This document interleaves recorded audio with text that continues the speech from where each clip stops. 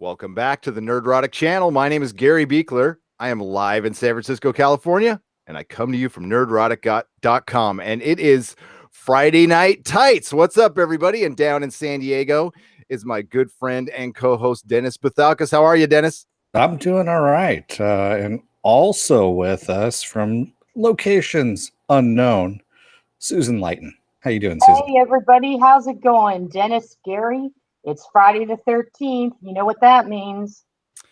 Yeah. Good luck day. I was supposed to buy a lotto ticket. Damn it. I forgot about that. Yeah, it wasn't such a bad Friday the 13th, but knock on wood, the day is not over yet. Okay. So, stay safe, folks. Let's not push it. Let's not tempt fate with a cheeseburger. Hello, everybody in the chat. As I said before, it's Friday Night Tights.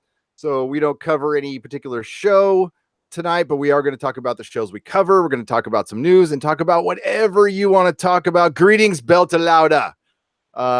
Yes, and we'll also talk a little bit more about the Expanse getting shut out for Emmys, which is no surprise, but I really want to get into freaking Counterpart getting shut out because that makes me mad. But we have a show to cover beforehand, so we checked out one of those Netflix movies that drops mysteriously every other week. The one called How It Ends. Looks like we got enough people in here, and I guess I should warn everybody. Signed courtesy of Viking Bitch. Spoiler warning. Although, Dennis, Susan, is there really much to spoil from this? Oh, dies. Oh. There we go. We didn't hear you. I said Forrest Whitaker dies. You didn't hear that? No, nobody heard that. You talked over each other. There goes the joke. Oh, well. All right. Well, so again, I ask you guys, is there anything here to spoil? No. It's predictable. It was a really shitty sci-fi movie, is really what it was. I was surprised they didn't star Dean Cain. Oh my God. I didn't think it was quite that bad. What's unfortunate is the acting was solid. I will say that. It was solid, but the script, I sat down and I predicted it from beginning to end. I was like, this is going to happen. We're going to have this. And sure enough, that's where we went with it. And the end of it, I was screaming at the television set. I am so pissed off about the ending. It's like, I don't want another movie. I don't want a sequel. I don't give a shit. I just want to know what the fuck happened. You know what I really wanted? I wanted them, and I was kind of hoping it would go this way. There's only one movie that's actually done it, and he had the balls to do it. And it was back in the 80s called Miracle Mile, where everyone fucking dies at the end. Yeah. This one, I was kind of hoping they were going to die at the end, and they don't. They outrun a freaking pyroclastic blast that looks... Well, because they slow down so fast, and I think they only go 70 miles an hour, right, Dennis? Oh, no, they don't. Yeah. Okay, so I understand what they were trying to do. It was supposed to be a slice of life kind of thing, and they gave us a Ronin ending, which I'll get to because I fucking hate the movie ending of that movie, and I fucking hated the end of this movie because it was the only thing I really wanted to know was what the fuck happened. Spoiler alert, we don't find out. We think it's a geological event, so volcanoes, and of course it's centered in Los Angeles, which the La Brea tar pits blew up. What happened? We don't know. Actually, if it was Seattle, something happening in Seattle, that actually makes sense. There's been the whole BBC special about the 9.0 earthquake that could happen up there, all kinds of crazy shit. So we never find out. And then that character at the end, but let me start out with this. This looked like to me that it was a TV show that was pitched. They shot the pilot, said, nah, let's make it a movie, slapped an ending on it, and called it a movie. It looked like a TV pilot. A well-made TV pilot with decent acting. The best thing about it was actually the score. The music was it sounded a little Blade Runner-ish, so I did like that. Yes, I hate Ronan. I do. I know I'm in the minority. I hate it too. I fucking hate honestly that don't movie. like Ronan because Yeah. it's a movie that is missing a beginning and an end. Yeah. You know what I imagine is in the case? A good ending. Yeah. There you go. You Sorry. know, I know some people love the movie. I just don't like that kind of movie where it's like it's it's not about the movie, it's about the characters and which is It's great. about the That's journey, great. not the Yeah, destination. Fuck that's that. fine. I am not a fan of those movies, and we could just agree to disagree. It was probably Robert De Niro's last good movie. Yeah, and well, no, it was Heat after that. I can't remember now. Yeah, What yeah, it came was. first? Heat. Yeah, okay, yeah. Meet Heat the was, Fockers. Come on. Heat was his last great movie. That is getting blown up with money here. Feisty gave us $4.99. Finobi just gave us $1.99. Thank you so much, He Finobi. started off with $3.99 before we even came on. So thank you very much, guys. Movie Finobi $3.99 says Roses red, wrenches blue, VB's badass, screw rhymes. Feisty fans $4.99. Susan's rage sustains me. Give in, Susan. And movie Finobi, his typical 1-900-69 Susan. One night only. Dirty talk slowly. That's right. That's right. Oh, you weren't paying for me. That's right. Mine's free. Yeah. I have to pay you 99 cents to talk dirty. Okay. So yeah, that's it was a pilot that they extended. Characters appear, characters disappear for no reason. It ends like Dennis said. They outran basically an ash. I can't pyroclastic blast. Pyroclastic blast, which is impossible. Okay, and they kissed in the middle of it. In the middle of it. While they're running away from it, they're like, "Okay, honey, we could do this." And the pyroclastic blast was like, that's so sweet. I'm gonna slow down a little bit. Yeah. I'm just gonna pull back. Penn Farm Girls $5 super chat, just sending some love. Thank you. We always need love, Penn Farm Girl. There's no shortage of that around. So yeah, basically the one thing this movie got me thinking about is like going semi-prepper. I've always been kind of a paranoid person. That's how I live my life. I buy cars based on zombie apocalypse. That's how I buy a car. I always have to have a 4x4. It's good to have. Listen, like you got to have a plan. My family and I have our safety plan. We have, you got to have a couple guns. You got to have some gas. You got to have a map. A motorcycle, 2-stroke engine, preferably, some canned food, and a dog to protect you and possibly eat later. That's what you need. Hey, sorry. It's the apocalypse. All right. I love my dog. He tastes great. No, just kidding. This movie aspired too much. I mean, I could just hear the pitch for it. Remember the day after, how that was such a television event?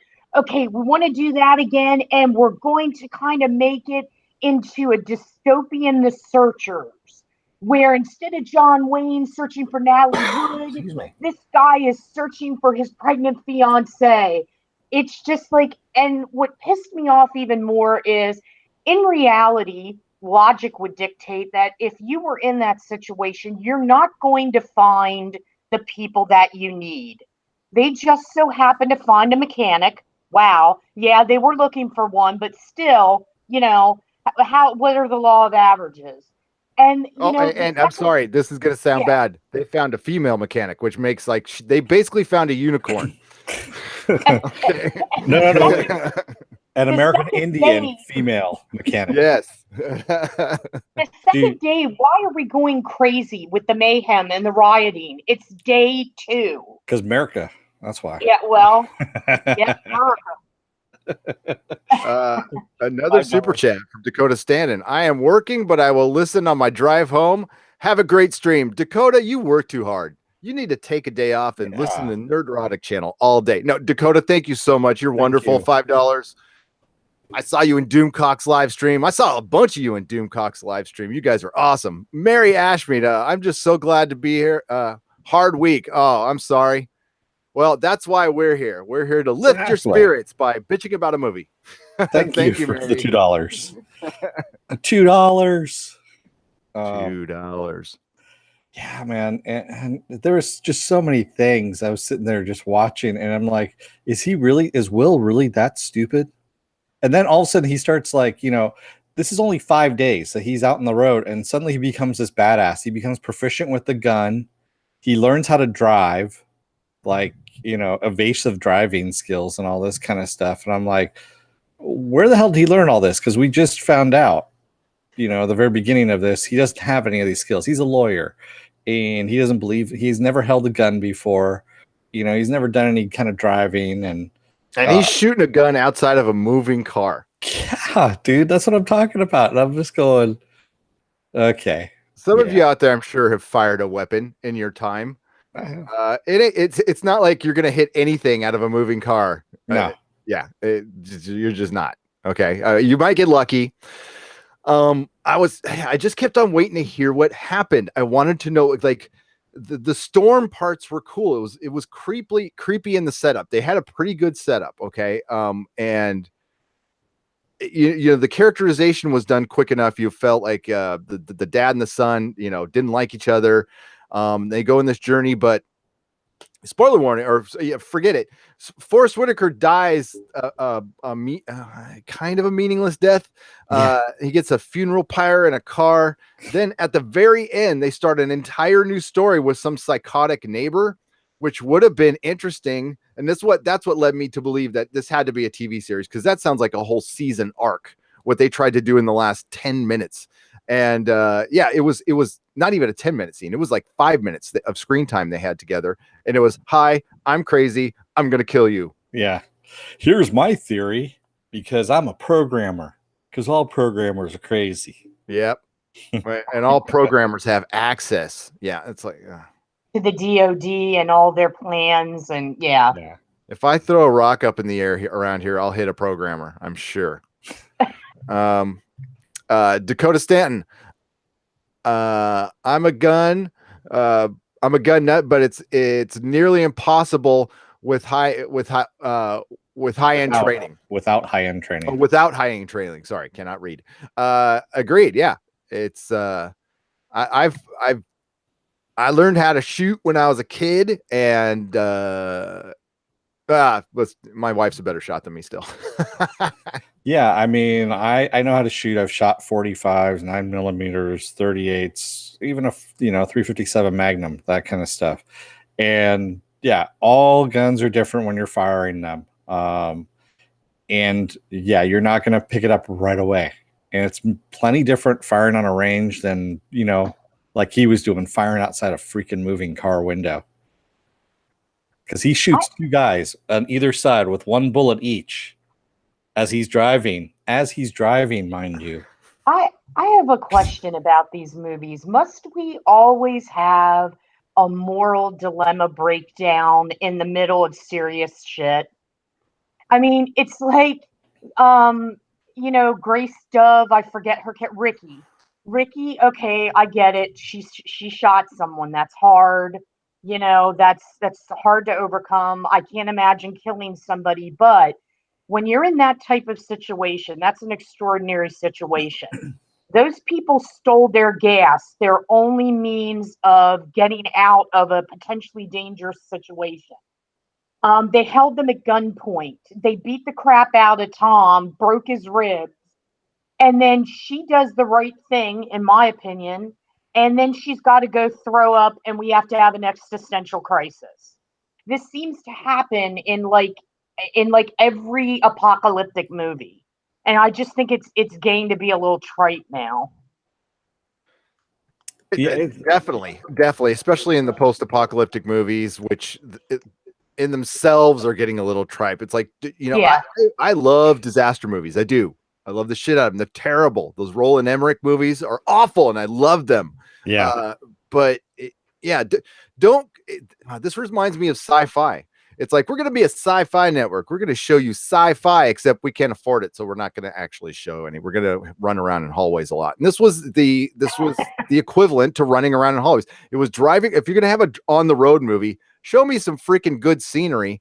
And they're complaining about a weird storm in South Dakota. I've been to South Dakota. There's tons of weird storms there all the time. Things called tornadoes there. So yeah, a little extra lightning, whatever. And I thought it was interesting. I mean, at one point they have the compass, and the compass is just going nuts. It's kind of spinning. Yeah. And they don't ever go back to that. They don't tell Forrest Whitaker's character, hey, did you see it? Because he was asleep at the time. And Ricky kind of leans forward and she goes, hey, look at this. That's when they almost get into the car accident. Yeah. And they don't wake him up and go, or afterwards go, dude, take a look at this. This is weird. The guy was in the military for 37 years. He was, supposedly high up there. Yeah, I think maybe that's some information you want to impart to the guy who might have some knowledge on some stuff like that. It just, when I saw, go ahead, I'm sorry. Go on.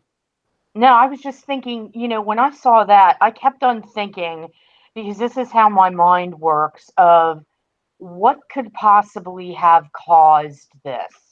Because I always want to know what causes that. I'm sorry, I had a message handed to me. I always want to know what causes that, because it doesn't make any sense. And it's like, it's just like, they don't explain anything. You're right, Dennis, they don't. But what they should do is, they should give us some kind of clues. And I kept on thinking, okay, the compass is spinning. Is this like an electromagnetic pulse? Or is that pole why reversal? all the power went out? Yeah. Because pole reversal, there would be nothing left. It would have to be, it could be sun related. Okay. So it could be, a plasma event, a sun plasma event, a magnetic event that's not a full on pole reversal. But yeah, the sun could do a lot of damage to well, it has in the past. Yeah.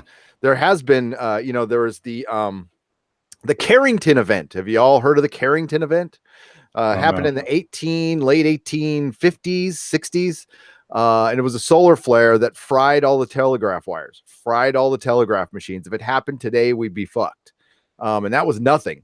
So something like that, it's that easy. And they kept teasing us with this. So with the whole, ham radios and shortwave radios and telling us nothing, so again, that's what led me to believe that, that this was a pilot of a TV show that they said that they gave a green light to and then changed their mind. And had to get something back for it. I have no idea. I want to say thank you to Diffuse 56 for the $5. Happiness is no morality. Yeah, that's true. Yeah, it just goes to, that part, I don't know. There would be pockets of good people. Okay. There would, and there would be, but I don't think it'd be like 2 days later, all of a sudden there's roaming motorcycle, bandits and yeah. What actually bothered me, where it went wrong for me, was pretty much almost at the beginning when they hit the roadblock with the Marines there, and Forrest Whitaker gets out of the car and goes, son, I've been in your shoes before. I was a Marine for 37 years or whatever, and I had to make the same kind of decisions that you do, and we need to get that way, thousands of miles. So can you let me through? Can you do me a favor and let me through? And the kid's like, sure, okay, why not? Let the old man through. Everywhere else got to stay, but let the old man through. Where were the questions? He's military trained. Where were the questions that are specific to somebody who has served in the armed forces? Anybody can say they were a Marine for 37 years and they're not. That did not ring true to me at all.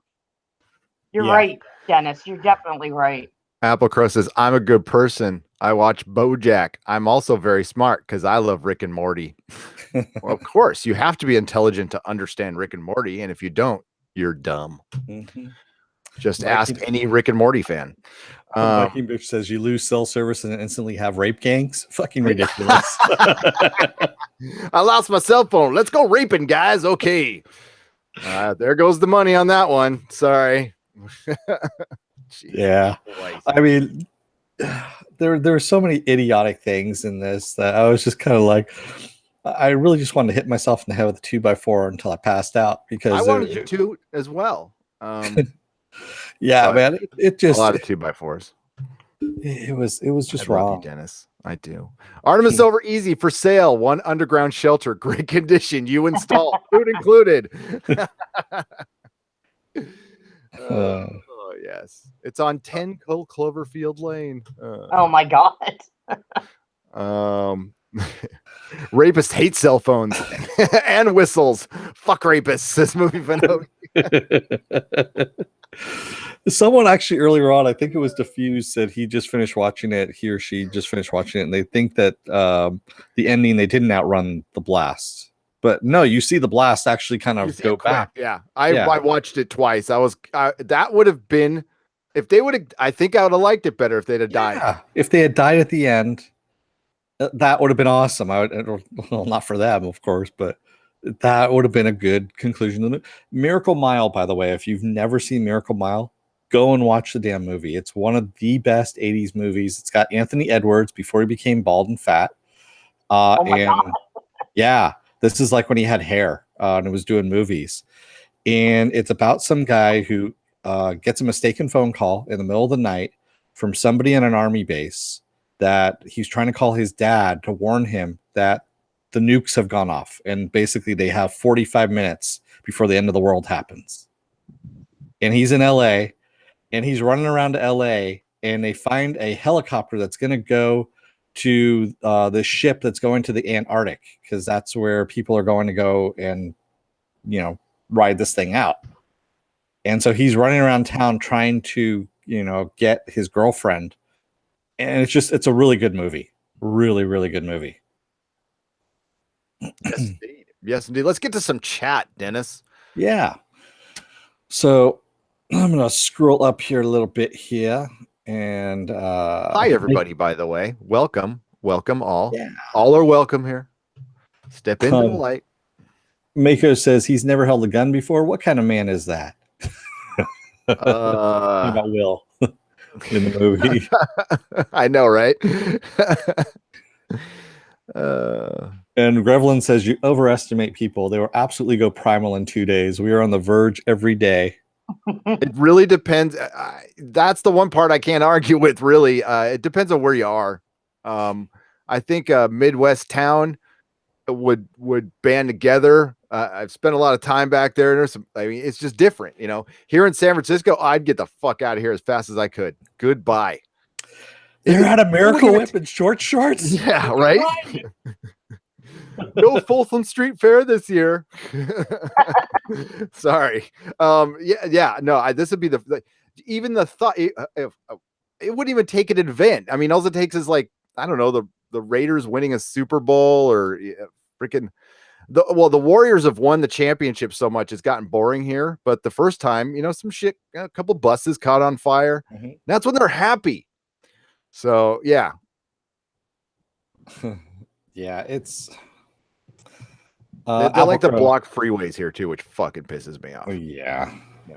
Applecrow says the spotter who called in the eruption of Mount St. Helens was killed by the pyroclastic blast. He was 3 miles away. That is true. That is true. I can't reach it. I have ash from St. Helens. My uncle lived up in Seattle at the time, and when there was ash everywhere. We actually got a little bit of it down in San Diego, a teeny tiny bit. Yeah, that was a weird time, man. But apparently if you put that ash in the soil a little bit, like my uncle grew these giant tomatoes. Oh yeah, ash is really good for making plants. That's why Hawaii is very fertile.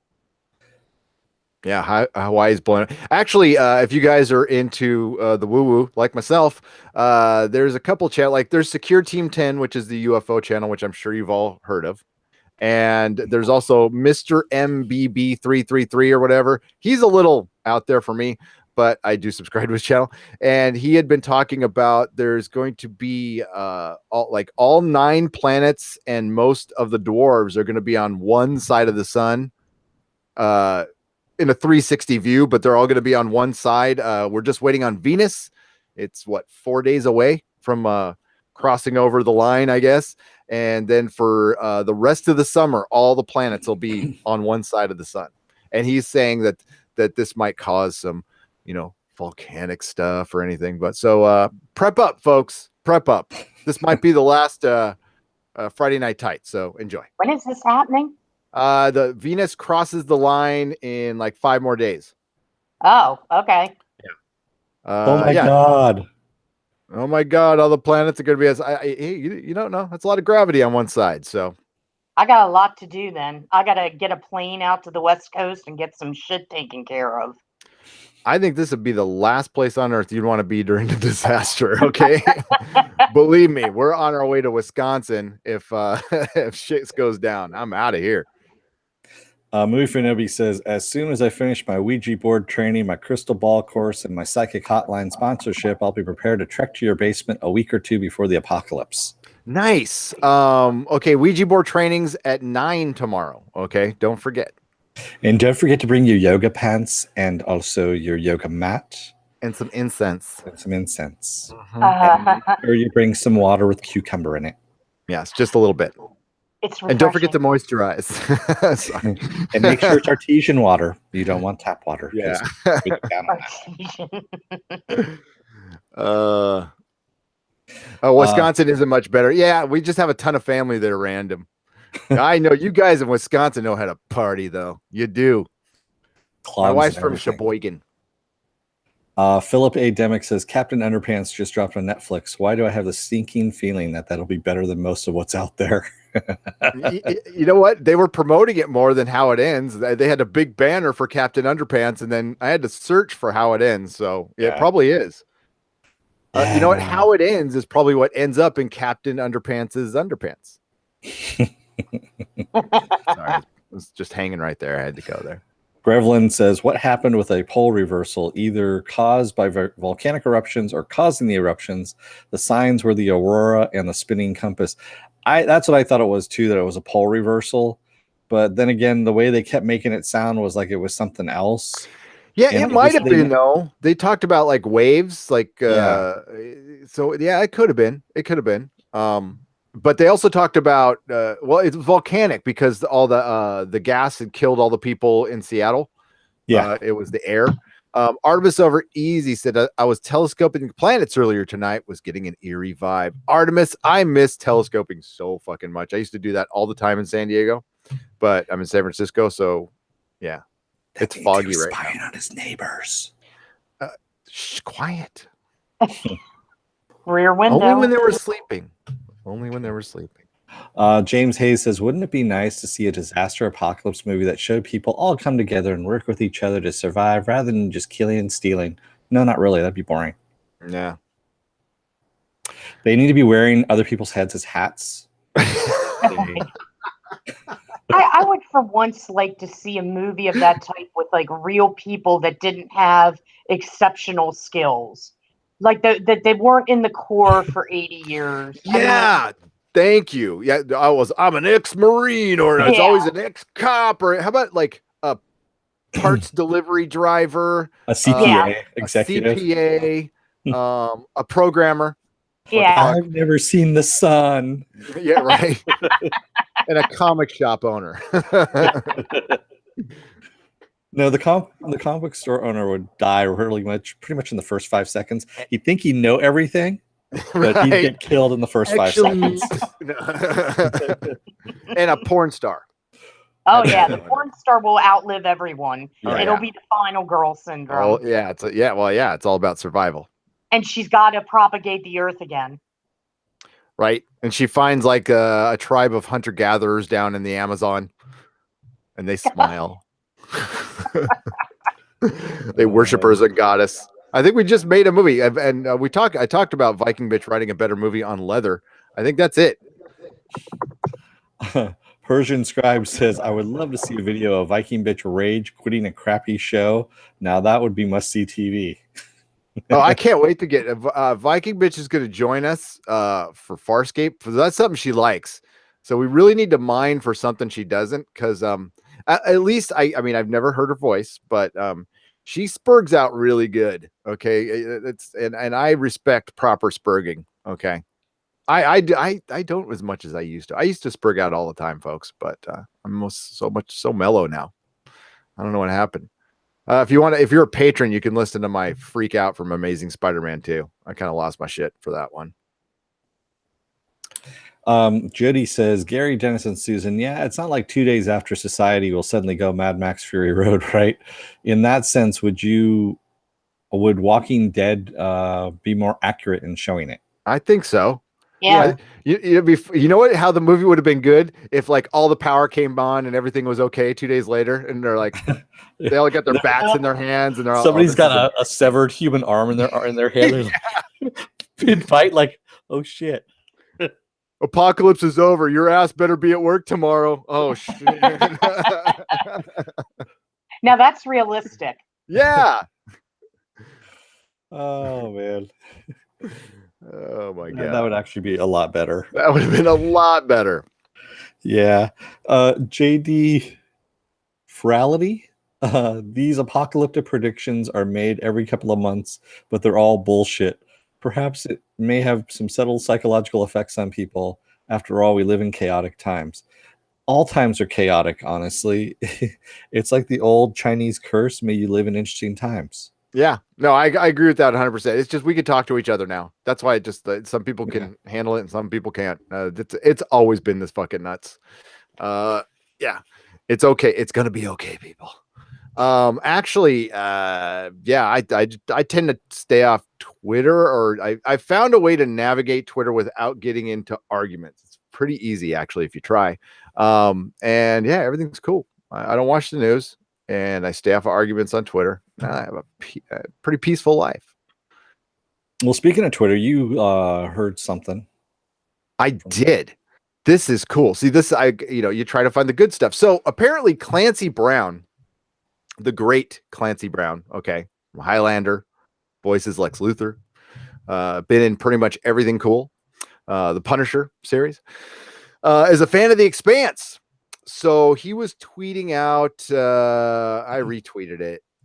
He just tweeted out that The Expanse is like getting back into production again. And it made me think of something, because it's not a spoiler to hear that there's a character in the next book that's new. His name is Adolphus Murtry. He's a security officer. That's all I'll say about him. And Clancy Brown would play him perfectly. And I think it's what a coincidence that Clancy Brown is tweeting about The Expanse, and he would just be the best Adolphus Murphy. And I'm not the only one who's, believe me, people have been, apparently he has been tweeting and everybody's been saying it. So I think that's a happy coincidence there. Possibly. I don't know. And if you guys have read Cibola Byrne, would you not agree that he would be the best Adolphus Murtry? Now, there's a lot of people out there who have no idea what I'm talking about, but if this happens, holy shit, Amazon's starting off right. Like, that will be amazing. And then when you'll see season 4, you'll understand. I mean, you saw at the end of season 3, they're going through the ring, so they're not like really earthbound anymore. And like, yeah, things are going to get expensive for The Expanse, and I can't wait to see it. They did some. I showed it in my last video, the Expanse video about the Emmys. You can go check that out. There's some production art that they came out with that looks beautiful. But yeah. So Clancy Brown, I think Clancy Brown's going to play Adolphus Murtry, and I am fucking excited about that. So Movie Finobi says he was talking to @JD Frality. Let's let the big asteroid hit and press the reset button, except all of us. I hope Doomcock will evacuate us in his starship. Plus Gary's 4x4 and Dennis's gun knowledge. There you go. I have, strangely enough, we've talked about this before. I used to collect the Punisher Armory. I was one of those few people that actually did. And the interesting thing about the Punisher's Armory is they had the real guns. They, I think they traced them for the most part. And they had all the knowledge about the guns in this Punisher Armory. It was a, gun nut's dream, if you will. And I used to sit there and actually read all this stuff when it came out in the 90s? I think it was like the early 90s when that came out. I think it is too. It wasn't Bradstreet though. Yeah, it wasn't Bradstreet. Doomcock can take us to the center of Earth, where everything will be safe and sound, and we could just work on robots all day. I think that would be fantastic. That'd be fantastic. Until he gets tired of us. Until he gets tired of us and just executes us. But that's cool. What's up, Diffuse 56? How you doing? I saw they said hi. The day after was the ultimate 80s fear porn. Persian Scribe it was, and I adore that movie. I fucking love that. It scared the living shit out of me. It came out when I was like 10. And yeah.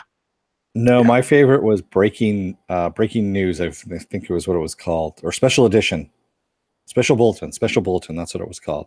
Around about a year or two after the day after, and people actually thought it was real, that it was really happening, that these terrorists had taken over. They took some hostages, and they had a low-grade atomic bomb, and it was happening through a television, broadcast. So it was like a found footage thing. I had never heard of it. Yeah, and you actually see the bomb go off at one point, so people were freaking out, thinking that it was actually happening. Dude, the day after, like scarred people's psyche. Oh yeah, I remember. Yeah. It was crazy. I mean, if you watch it now, you're like, what? But like, you had to be there in those times. Yeah, those times were pretty crazy. They were a little crazy. Yeah, you thought you were gonna die. People were crying coming out of the community TV room. I was like, who died? What happened? They're like, we just saw the day after. Oh my God. And I'm like, oh, wow. Okay. Kept on walking. Saw it like a year later. And I got to say, maybe it was because I was too old at the time. Like I was like 18 a year later when that movie aired. And I couldn't find any resonance in it. It wasn't the acting. I mean, they had a hell of a cast. It just seemed stilted. It seemed like we're giving you a message. We're trying to make it entertaining. And that's kind of what killed it for me. Yeah, at 18, it wouldn't have done anything for me. But yeah, I was young and impressionable. 1859 was the Carrington event. Thank you, James Hayes. Diffuse the 56s, man. I'm extremely high. Hey, that's awesome. Enjoy. And Crazy Carlos says Comic-Con prep is killing my time. Yeah, what you're talking about. Yeah, we have no idea what you're talking about. My God, this stupid day job getting it. What Dennis and I had an actual hour and a half long meeting. What, last night? Was it last night? Yeah, I think it was last night. Night before last. It was night before last. And then the t-shirt plan. Oh my God. Can I just tell you the t-shirt? So I wanted to get a prototype t-shirt. So I just went to some stupid online place that I think it's called Rush Order Tees or something like that, just to make me a couple so we could wear them. Took my money, everything. Then they shoot me back going, yeah, your logo's trademarked. I'm like, yeah, it's trademarked by me. And they're like, well, you got to show proof. So I show them proof, and they're all, and so they shot me another email going, your logo's trademarked. We can't do it. I'm like, yeah, still by me. and then they refunded me. I'm like, oh, okay, fine. You just didn't want to do it, assholes. Whatever. So yeah, t-shirts, I'm going to just get them printed locally. Hopefully we'll have something to wear at the con, but we might just have to go naked.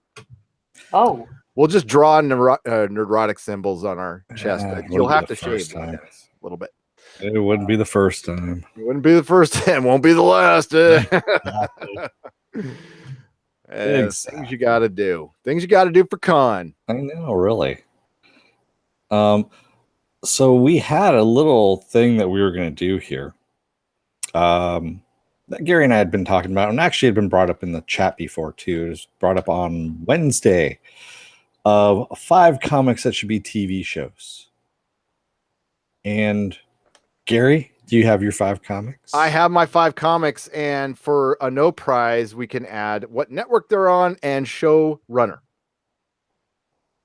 All right, go for it. I mean, I have on some, but okay. So first off the bat, BPRD, Dennis and I both agree BPRD is our number one choice. It should be a show that is run by Mike Mignola. Okay. Dennis can insert whoever he wants after that, but Mike Mignola has to be involved at some point, and then you can pick whoever you want after that. BPRD, absolutely. So, but that's not counting our 5 because we both would just agree on that. So do you want to just go back and forth on this? Yeah, we can do that. And I want to hear from you in the chat too. So this is not in order. I'm going to count down, I guess. So We Three by Grant Morrison. That'd be a tough one. That's a tough one, but I'm allowed to. It's my imagination. Okay. Yeah. So We Three by Joss Whedon. We Three by Joss Whedon. If you don't know what We Three is, it's basically Homeward Bound meets Terminator. It's an adorable little mini series by Grant Morrison, and it's about three pets that turn into government experiments. There's a bunny, there's a cat, there's a dog, and they can telepathically think. They can communicate. It's pretty funny. The bunny's like the biggest asshole, and it's just a dog, and it's a cute little story. It's got Frank Quitely art on the covers, and I freaking adore it, man. It's just a great story, and it would be really difficult to make as a TV series. So I think it'd probably be a better movie, but I love it. So that's my first one. Go, Dennis. Interesting. I'm going to have to say for my first one, The Sixth Gun by Ani Press. And I would say either the people who did Deadwood or the people who did Hell on Wheels. Wow. That's a good choice. That is a good choice. And if you haven't seen or read The Sixth Gun, it's basically a group of guns, 6 guns that supposedly were imbued with satanic powers. So each gun has a different trait, if you will. And like one can, every person that it kills, it brings them back as golems, kind of clay golems, things like that. And so it's this guy who was a gambler / basically he's your rogue, if you will. And he is actually trying to get all these guns along with this woman who has one of the main guns. And they're trying to keep it away from this general, this Confederate general who died and came back because of one of the guns, and his wife. And it's really good. That's amazing. That's good stuff. Yeah. I like it. And I would say that would have to be on... I would say either no, not Netflix, Amazon on that one. Amazon. Okay. And We Three, Hulu. It's going to be on Hulu. Okay. So this is an obvious choice. I want to get this out of the way because it hasn't been done. I think it will be done.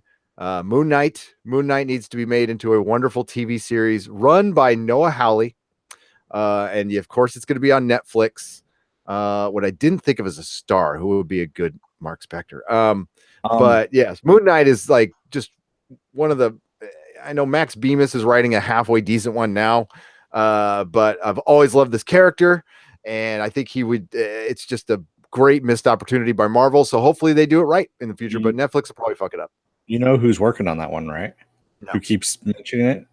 Stephen DeKnight. Steven, does he keep mentioning it, or he wants to work on it? He keeps bringing it up in tweets, and he keeps hinting at that he might be working on something.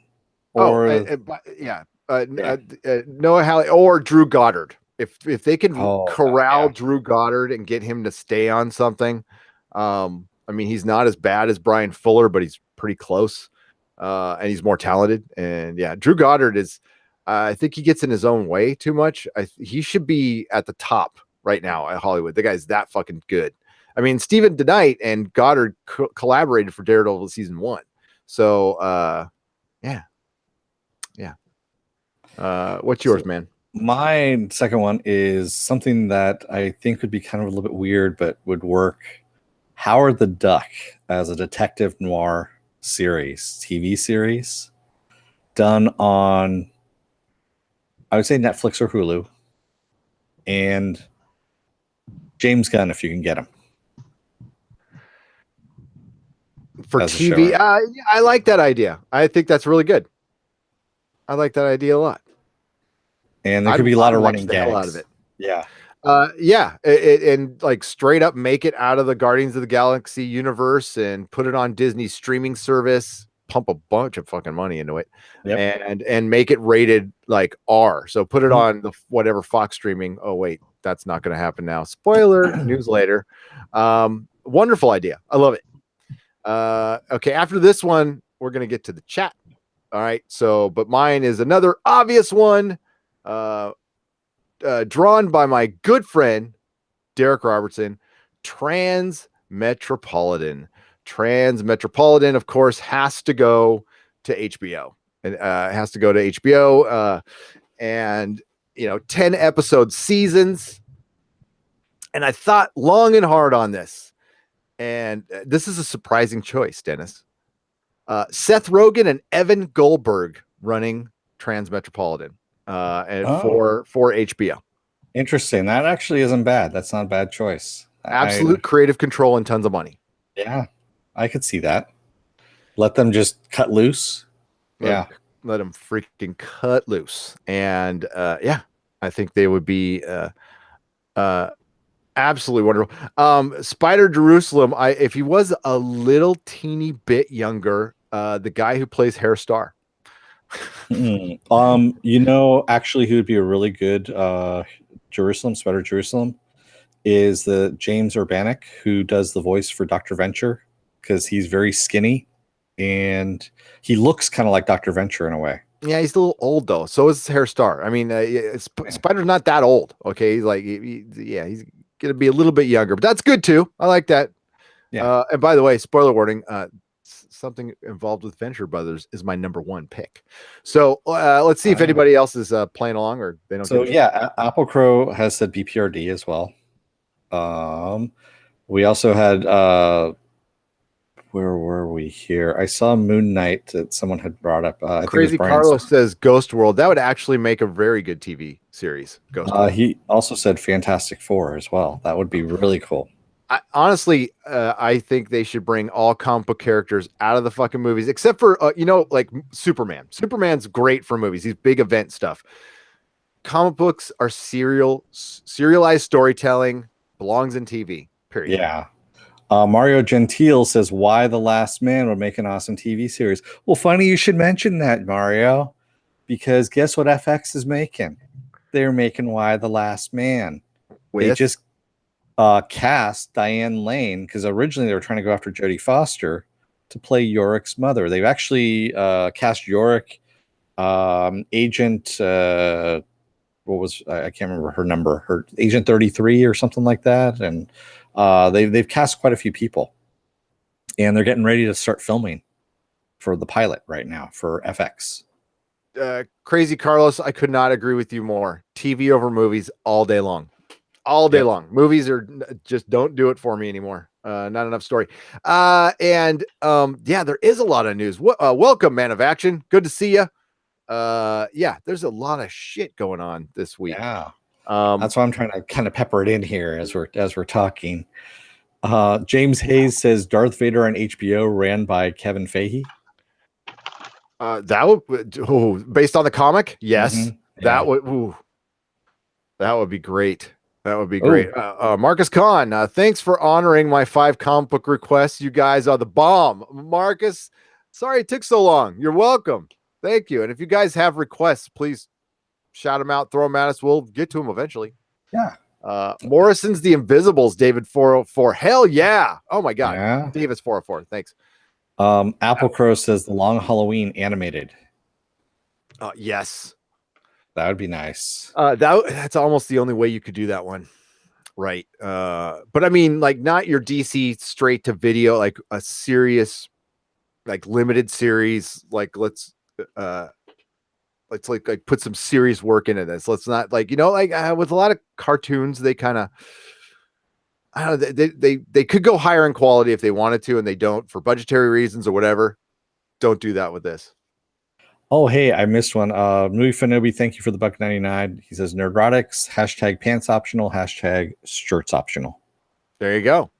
Yeah. Just optional. Everything's optional. James Hayes says The Wildstorm by Warren Ellis, DC streaming service.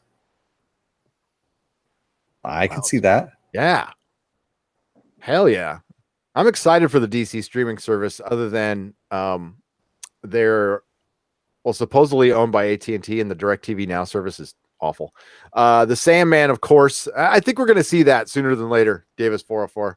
Yeah. I think American God's success and the fact that it'll probably have an early demise due to Brian Fuller leaving, but Neil Gaiman's always been like hesitant to get into television other than write, but I think he's getting a taste for it now. And Good Omens is Good Omens is coming up. Not wait for Good Omens. And guess what I got?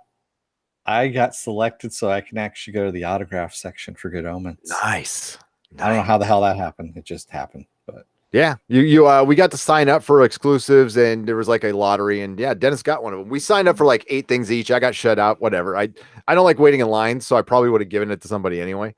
And the other thing that I got was I was trying to go for, it just said Lego exclusive, which I thought was the Deadpool one, and unfortunately, it turned out to be Unikitty. Lego Unikitty minifig, and I was like, okay, yeah, I don't want that. Thanks. Dennis has much more patience for line. I would wait in lines to get into Hall H and Ballroom 20 for you guys and for the channel, for nothing else. Yeah. Pen Farm Girl says I still want Fables. I don't think Fables is going to ever happen just because that sucks. Yeah, because I would love that. I would freaking love that. That's such a good story. There's just too many rights stuff that's going on with that. So I'm gonna go over to my third one, Ghost Rider. Now hear me out on this one. I want to do it like the 70s, like the Hulk, or it's a road movie where he goes into a town every week, helps somebody out, turns into Ghost Rider. I want that same kind of level of production quality. So I want this on ABC because, of course, that's where you're going to have it, for that kind of sucky quality. And sure, you can have it run by Jed Whedon. Okay, that has to be the motorcycle. The motorcycle. Oh God, yes. No, I'd watch. You know me, I'd watch the hell out of that. Yeah, yeah. My next one would be Books of Magic by Neil Gaiman, precursor to Harry Potter. Tim Hunter looks a lot like Harry Potter, except he rides a skateboard, but he's got a big white owl, and he's a young wizard who is being courted by all the endless. And it is the original story by Neil Gaiman is one of my favorite books by him ever. It's fantastic. I want it to be run by not Stephen DeKnight, Stephen Knight from Taboo. And I want that to be on Amazon Prime. I think that would be a wonderful series. If not, if I couldn't get Stephen Knight, also get the guy who ran the Dresden Files show, which I loved. I thought it was great. Davis 404 says that was Ghost Rider. Yes, I know it was Ghost Rider, that he went from town to town and helped people. That's what the first 50 issues was all about. Was him going to town and helping people. He even met Jesus. Into adventures and racing guys with giant eyeballs for helmets and stuff. There's so much chat. We will get you guys in just a second. What's your last one there? Or I have 2 more actually. Go for it. I've got Camelot 3000. And of course, this would be on the DC streaming service. And I would have to go with, you know what? I want to go with Kenneth Branagh on this, believe it or not. Oh, I like that. Yeah. And for those of you who have not read Camelot 3000, what's wrong with you? It was a 12-issue miniseries by DC set in the year 3000, where King Arthur has been asleep all this time in his tomb, and he gets awakened by an alien invasion that has been set up by his sister Morgan Le Fay, and he needs to help everybody, of course. And the resurrected or reincarnated versions of Galahad and Guinevere and all this he finds and has to lead on a quest. And it's the same shit show that happened back in the day. So it's actually really cool, but set in the future. That's brilliant, dude. That's awesome, by the way, Dennis. Philip A. Demick wins. Lobo Intergalactic Battle Hunter on the CW, so he can kill DC characters. Played by Jeffrey Dean Morgan, written by Ben Edlund. Take my money. Wow, yeah, awesome. That would be awesome. Okay, so this is my last one. Shaolin Cowboy. Shaolin Cowboy will be animated. It'll be on Adult Swim. It'll be written by Doc Hammer, Jackson Public, and Ben Edlund. And it's Shaolin Cowboy is from Burly Man Comics, which was the Wachowskis comic book company. They did Doc Frankenstein, Shaolin Cowboy. They did some more Shaolin Cowboy. It's Jeff Darrow art. It's fucking amazing. They did some Dark Horse, I think, did a sequel to that. It's but the original was one of the best comics I've ever read. It's got a smart ass jackass. It's got a Shaolin cowboy who barely talks. And the jackass has like an accountant visor on. And they're running around getting adventures. And it was the one comic book that had Death by Crab. And yeah, it's oh my god, there's like a huge page spread of like, yeah, just Google some of that comic. Jeff Darrow's art is insane. The man is insane. And yeah, that would be a fun show, especially written by those geniuses. All three of them together, it might make my brain explode. What's your last one, Dennis? My last one, and you know, actually, Applecrow, I agree with you about Dread. Dread should be definitely done as a movie. But my last one was Cal McDonald. Yeah. Cal McDonald on HBO, done by the guys who did what was the Matthew McConaughey series, True Detectives? True Detective. Yes. The first season of True Detectives. Yeah, have that director, whatever his name was. Yeah. The first season of True Detectives and Cal McDonald. So Cal McDonald, for those of you who don't know, he is a former cop who kind of he thought he went crazy. So his mom, sister, and dad all died on the same day.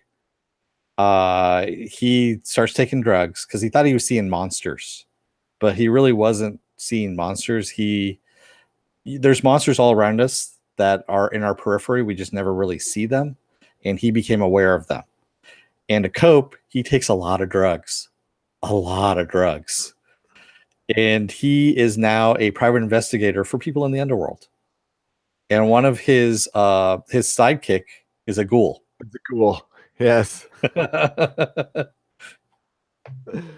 It's such good stuff. Cal McDonald. Yeah, Cal McDonald's tailor-made. I can't believe that hasn't been done yet. Yeah.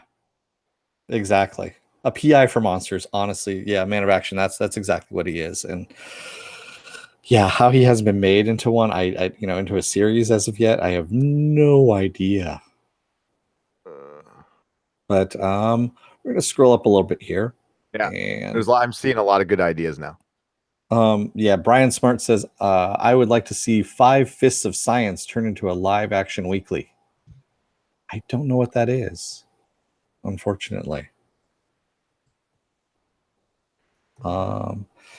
And Jody says, yeah, there are a ton of cool arcs they could do with Fables. A pity they haven't adapted it yet. What about Books of Magic or Sandman? Yes, we already mentioned Books of Magic. Yes. I have not heard of that. When did that come out? It's a Matt Fraction book.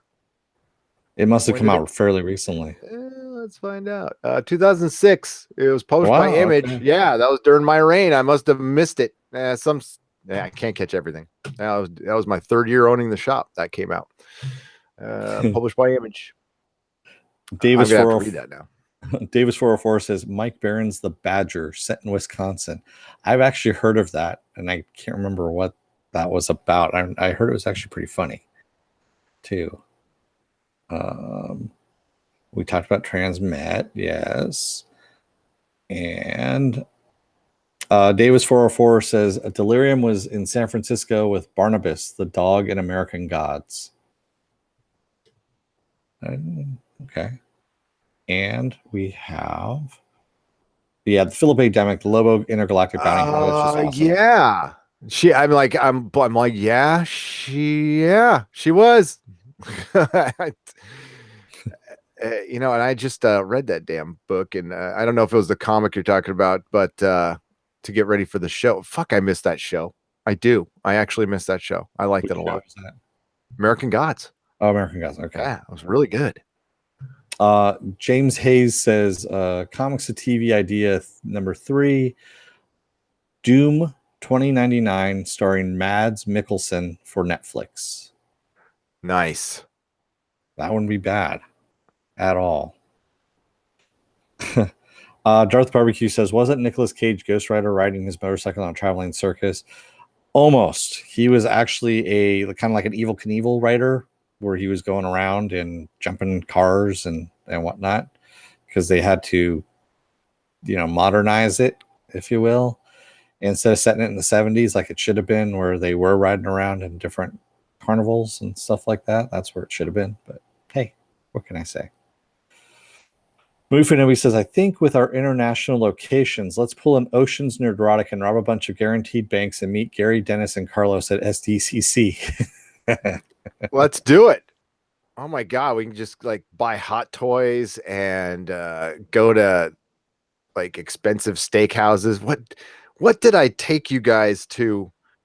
That freaking fondue place that JD's like, my friend JD's like, oh, there's this great okay, fondue was like a fad again, like 10 years ago or so. Was it 8 years ago? There was a fondue restaurant.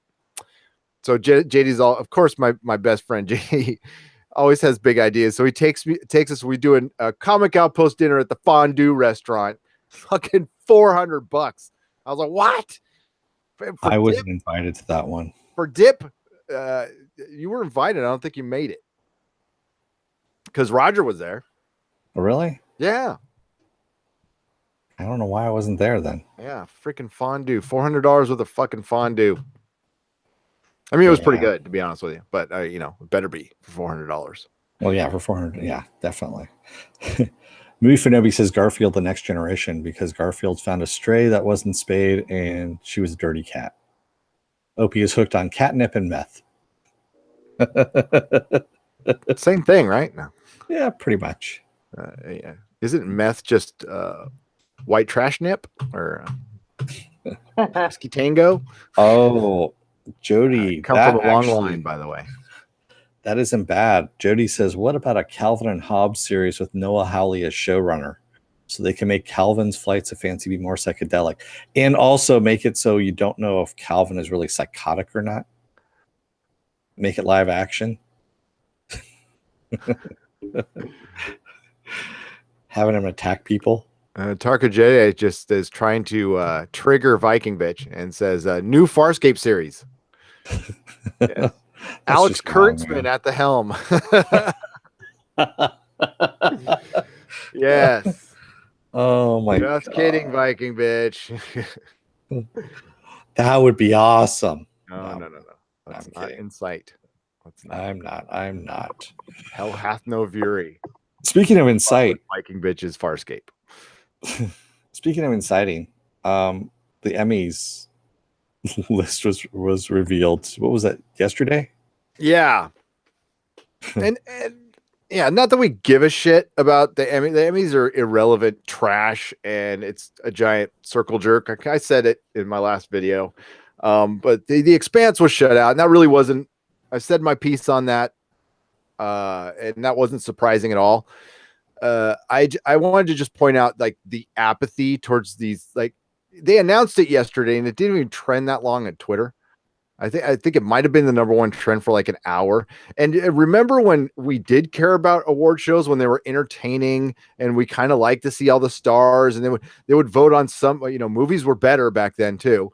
And I don't know, it's just a bigger event, but it's turned into this soapboxy bullshit circle jerk now that nobody wants to fucking watch. Yep. And so my thinking was, why not try to get some of the cooler shows in there to make yourself relevant again? But no, they're so deaf to this stuff. Hollywood is a big corporation. It's just made of made of about 4 or 5 big corporations, but it's all one big thing. And it's too late for it to change. And it's going to get circumvented by these streaming services before they even realize what the fuck is going on. And where I'm going with this is like apathy is going to start kicking in. We have like divided fan bases fucking everywhere. You should thank God that that's still happening. Instead of calling people toxic fans, you should be glad people still give a shit. Explosions. People still give a shit enough to hate The Last Jedi. What happens next is apathy, and then you're fucking done. And that's like where I'm at with Star Wars, and I think Dennis is there too. I could care less what the hell they do. I'm actually looking at what Dave Filoni's doing with it more than anything else. I don't even care about that, to be honest with you. I care not at all. And Star Trek's heading that way with me. I'll love the old Doctor Who, but I'm done with anything new. And we're that toxic fan base, which is basically most of us are just complaining about like getting bad shit. And then people come out and like call us entitled. Well, some of us spend a lot of money on that thing. So I am entitled to be entertained. And if I spend some money and I'm not, then I have the fucking God-given right to say I don't like it. And now we can talk to each other. So I said it in the video last night. There's no toxic fan base. This is how it's always been. Okay. We were alluding to it earlier. We could just talk to each other now. This is how shit's been all the time. So, it's part of your gig now to stop attacking fans, and maybe people will give a shit about your award shows. So you can, and The Expanse is everything you want in a TV show, everything Hollywood says they want in a TV show. And they completely diss it for what? The worst season of Game of Thrones, a subpar season of Westworld. There was some picks that were deserved, which is great. The Handmaid's Tale, I think, got I forgot the name of the actors. There was some good stuff, but they passed up BD Wong for Mr. Robot, dude, which was fucking amazing, and J.K. fucking Simmons for Counterpart. Nobody played anything better this year, for the rest of the year, next year. It's not going to happen. Like that one, I don't understand. That's the one that pissed me off. You know who they finally did acknowledge as, having acting and doing multiple roles in the same TV show? Tatiana Maslany. Yeah, but that was like after her show like fell off the. I mean, like, yeah, the show wasn't was good done anymore. Yeah, it's like. We talked about that. We did many a podcast about that like 4 years ago. But what is it going to be 4 years till J.K. Simmons? This is why we don't care. And honestly, with the Emmys, pick whoever the fuck you want. I don't care. But that did it for me. I mean, with J.K. If J.K. Simmons would have been nominated, I might have watched. But like that show got no love at all, and that's what I don't understand. Yeah. I don't know either, man. Well, J.K. Simmons' show, Counterpart, is probably not what the Academy voters can understand. And it used to be that majority of the Academy were older folks. And if they're older, they're probably not, and sorry if anybody's out there that, that may be older. I don't mean any disrespect because I'm in my 50s, but the attention span isn't there to watch a show like Counterpart and to try and understand it. It's a thinking person show. It's not something where you can blindly sit and watch munch popcorn and just kind of lose yourself. You have to think about it. And J.K. Simmons is, for all intent and purposes, he is a thinking person's actor. He's always been that way. He's a chameleon, and unfortunately, that's not what Hollywood goes for. That's why they're irrelevant. Yeah. Yep. No, okay. His performance was so fucking convincing that I knew I was seeing the same person on the screen. They were doing the split screen stuff, but I completely bought into two different people being there. Yeah. And that especially was in the same scene. Yeah. Yeah. And there's a couple other actors who were like guest actors, especially the wife of that one guy or whatever. They were so good at it too. I mean, the creators of that show cannot get enough credit. So they've got us. They've, the people in the chat, you got, and that's all that really matters. And that's the whole point of my argument with the enemies is like, go do your thing. It's cool. Kind of like with Star Wars, do your thing. We don't need you anymore. We never did, but we really don't. We don't need your praise. Because it's irrelevant. It doesn't matter. And that's cool. So you can keep doing your award shows and give it to whoever you want. We'll be over here being entertained and we'll just ignore you. And your ratings will continue to go down. Feisty you haven't watched Counterpart. You're asking if you should watch Counterpart. It depends. Do you like good TV? Yeah. Do you like to be entertained? Yeah. The Counterpart has got the ultimate seal of approval from Nerdrotic. Yeah. Yes. We both agree on it, like without any question. We like it, but we don't have any of that going on. And you know what? And Doomcock is with us on this one. He thought so much of the show that he couldn't do a review on it because he just had nothing to add. This is his own words. He's like, it was perfection, and it really was. Yeah, it really was. And God, I can't wait for season 2. You know, and I felt mostly that way about Taboo as well. Yeah. Taboo is right up there with Counterpart. I found out today, I did not know this, that Tom Hardy wrote that story with his dad. Oh, That's I cool. heard something about that. Yeah, a while back. When I love that story. Yeah. Me and Pops wrote a story together. That's awesome. And in Nerdrotic, I trust. We'll try not to let you down, Feisty. Well, we also got a new look today. Thank you for the $2.99, by the way. Sorry, Dennis. She gave us a $2.99 super chat. My bad. Go on. Today we got a look at the new Venom, or a new look at Venom, I should say. Yeah, we did, and it's actually pretty good. Let me pop that up once I find it. I actually thought it was quite a good picture, to be honest with you. It's got a little bit of a Bagley McFarlane look to it. Not a little bit, like a fucking lot of it. And I listen, we have we love our Tom Hardy here. We have Tom Hard-ons here. So yeah, that picture looks pretty good. Yeah. And you notice one thing that's missing from this picture. A tongue sticking out, or I mean a big Von Stucker. Banks, yeah, a big Von Stucker in his mouth. Says he looks like he's swallowing a dick. Yes. And we're actually planning on going to this panel at Comic-Con. Yes, and we are planning to try and get in line to ask the question: did you happen to change any designs on this character based on the viral effect of Elizabeth Banks' tweet? Yes. And I dare you to say, I'm actually going to go wait in line and ask him a question about Taboo, since I can't get an answer from anybody. So I'm going to go, I'm sorry, I know this is a Venom panel, but dude, Taboo season 2, what the fuck? Yeah, Dennis and I are going to ask questions this year. Dennis has done it before. I've never been big on asking questions, but you know, I got to share the video. I'll share it on Facebook of Bert. Remember Bert, right? The comedian. Yeah. Trolling Comic-Con. It's really good. It's really, really good. Well, remember, you used to troll it as well. Yes, I did. I've done my share of trolling Comic-Con. It's not new for this. Now my first rodeo. Yeah, we had Articulate George. Articulate George was a George Lucas doll that he had articulate action fingers. Figure, Dennis. Yeah, it was an action figure. Action figure, excuse me. And Gary used to do the voice for. What was the voice that you used to do? Oh, I'm not going to do that now.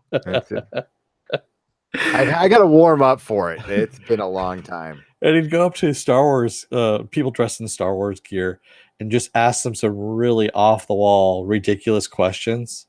Kind of like Triumph the Insult Comic Dog. But this is before Triumph was doing this kind of stuff. And it was actually some pretty funny shit. Yeah, I can't think of anything funny right now. It came to mind. I don't know. It was still, the prequel rage was still fresh in my head. So yeah, and he had like Dennis like made these little dollar bills to stick in his hand, and then you could move. We called him Articulate George because you could move his fingers, so he was flipping people off. Yeah, so he was always had a lot of money, and he was like going like this, and I'd walk up to Star Wars fans, you know, hey, how you doing? It's George. Yeah, Mario Gentile. McFarlane did not draw the long tongue. We finally found out who did this. It was Eric Larson. And Eric Larson, because I follow him on Facebook, was saying, you know, he goes, I always thought McFarlane had drawn it. He goes, but I went back and looked, and he goes, I must have just kind of thought he did, and I drew it in myself. And he goes, I'm the one that actually created the tongue. And at first he didn't use the tongue got longer as time went on. Bagley actually, Bagley does the best version of Venom for me personally. I like Mark Bagley's Venom. McFarlane did not do the tongue. He did not. And he also didn't make up that webbing apparently, and which I did not know. Like that webbing was somewhere else, and I must have missed that one. But shit, drugs. Finovi gave us a $1.99. Says, Gary, do the voice, you nerd. No, I don't want to do it right now. I got to think of something. I'll try. Okay, I'll find the picture while we're talking, and then if it invokes it, you can't. The comedy just can't. It's got to flow through my. It's got to flow organically through me. I need to have a little time to prepare. I have to get in the right mental state. I think I met one girl, and I just said, "Yeah." I just said, "Your child." Wait, no. Okay, because you had to think of George. There's always been this rumor that George is sterile, which I don't think is true. But so you got to talk about it like a bitter sterile guy. Chad Welsh, thank you for the $2. Congrats, Susan, on the Evil Dead musical gig. Yep, thank you. And I don't think George is sterile, by the way. Can I make that very clear? Okay. He's gonna have just a rumor. All right. It's unfounded, it's horrible, and it doesn't matter. And if you're sterile, it doesn't make that has nothing to do with that. It was just for joke purposes. Yeah, he's got $4 billion now, man. He's just gonna come over to your house and it brings people over, send people over. Feisty fan, thank you for the $1.99. She says, for the voice. Oh God, no. I'll save it for con. If Articulate George is somewhere in storage somewhere. I've got to find him, because if I can bring him back to life for Comic-Con, that'd be fun. I actually had a puppet version of George that I did. It was right before the prequels were going to be re-released in 3D on DVD. Remember when that was announced way back when, and then they canceled it because of all the pushback on it? I think actually they released the first one in theaters in 3D, and it crashed and burned. It made like less than $1 million. And they decided not to bring it out in Blu-ray. That's and I right. actually predicted this with Puppet George about 3 years beforehand. On video. Yeah. And it's on YouTube. It's somewhere. Yeah, I think I actually shared pieces of that video on our Patreon. Yeah, it's up there. It's and it's a bad voice. I can't do the voice anymore because I think I might have been drunk at the time. But I'm not gonna either confirm or deny that one. That's all I'm gonna say. But we also have, speaking of people that are in big series, Joss Whedon. This is actually the thing that just kind of dropped right before we came on, a couple hours before. Joss Whedon has a series called The Nevers that's been ordered a series at HBO. Oh, that's my cue. Sorry. I was thinking about I'm like, I don't know if I can do the voice anymore. I was like, oh man. Because I mean, if I don't do it good, it'll be cringy. So I'll have to just pop it on you guys later. Sorry. I know people actually gave us money for that, but so The Nevers is actually a group of Victorian women who have superpowers. That's what this is all about. Oh. Yeah. Remember when somebody asked me on Facebook if there was any questions for at WhedonCon for speed dating at WhedonCon? We had questions. Why did you lock the door? And what's that couch doing there? And what's in my drink? And, I'm sorry. Aren't you married? Sorry. Why are your pants unzipped? No. Oh, Joss Whedon did not put anything in anybody's drink or lock anybody in a room. I'm sure it was all voluntary. He might have cheated on his wife, though. We did a video on it. Yeah. Johnny Poppins, thank you for the $1.99. Having a vape in honor of Joss Whedon. Whedon is what he said. Weed. Oh, 420, bruh. So yeah, you didn't hear that, Susan? no. What?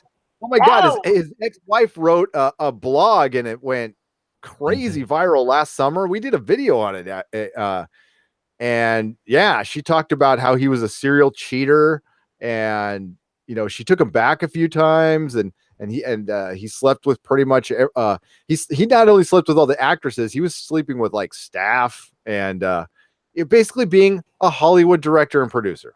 That's the way I see it. How's your father? Says Eliza Dushku getting her own show is very suspicious. Getting two of her own shows is very suspicious. There's nothing. If it looks like a freaking duck and quacks like a duck, how's your father? We thought that when we saw the Dollhouse panel.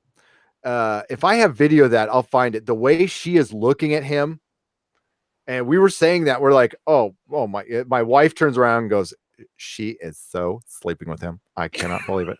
And yeah, it's obvious. It's obvious. So I mean, it explains a lot. Joss, he was banging Seth MacFarlane. Yeah. Hollywood. It's Hollywood. Yeah. The only thing is he comes out as like a super boy feminist, and it kind of takes a little bit, everything away from that. So if he just comes out and makes movies and TV shows and shuts the fuck up, fine.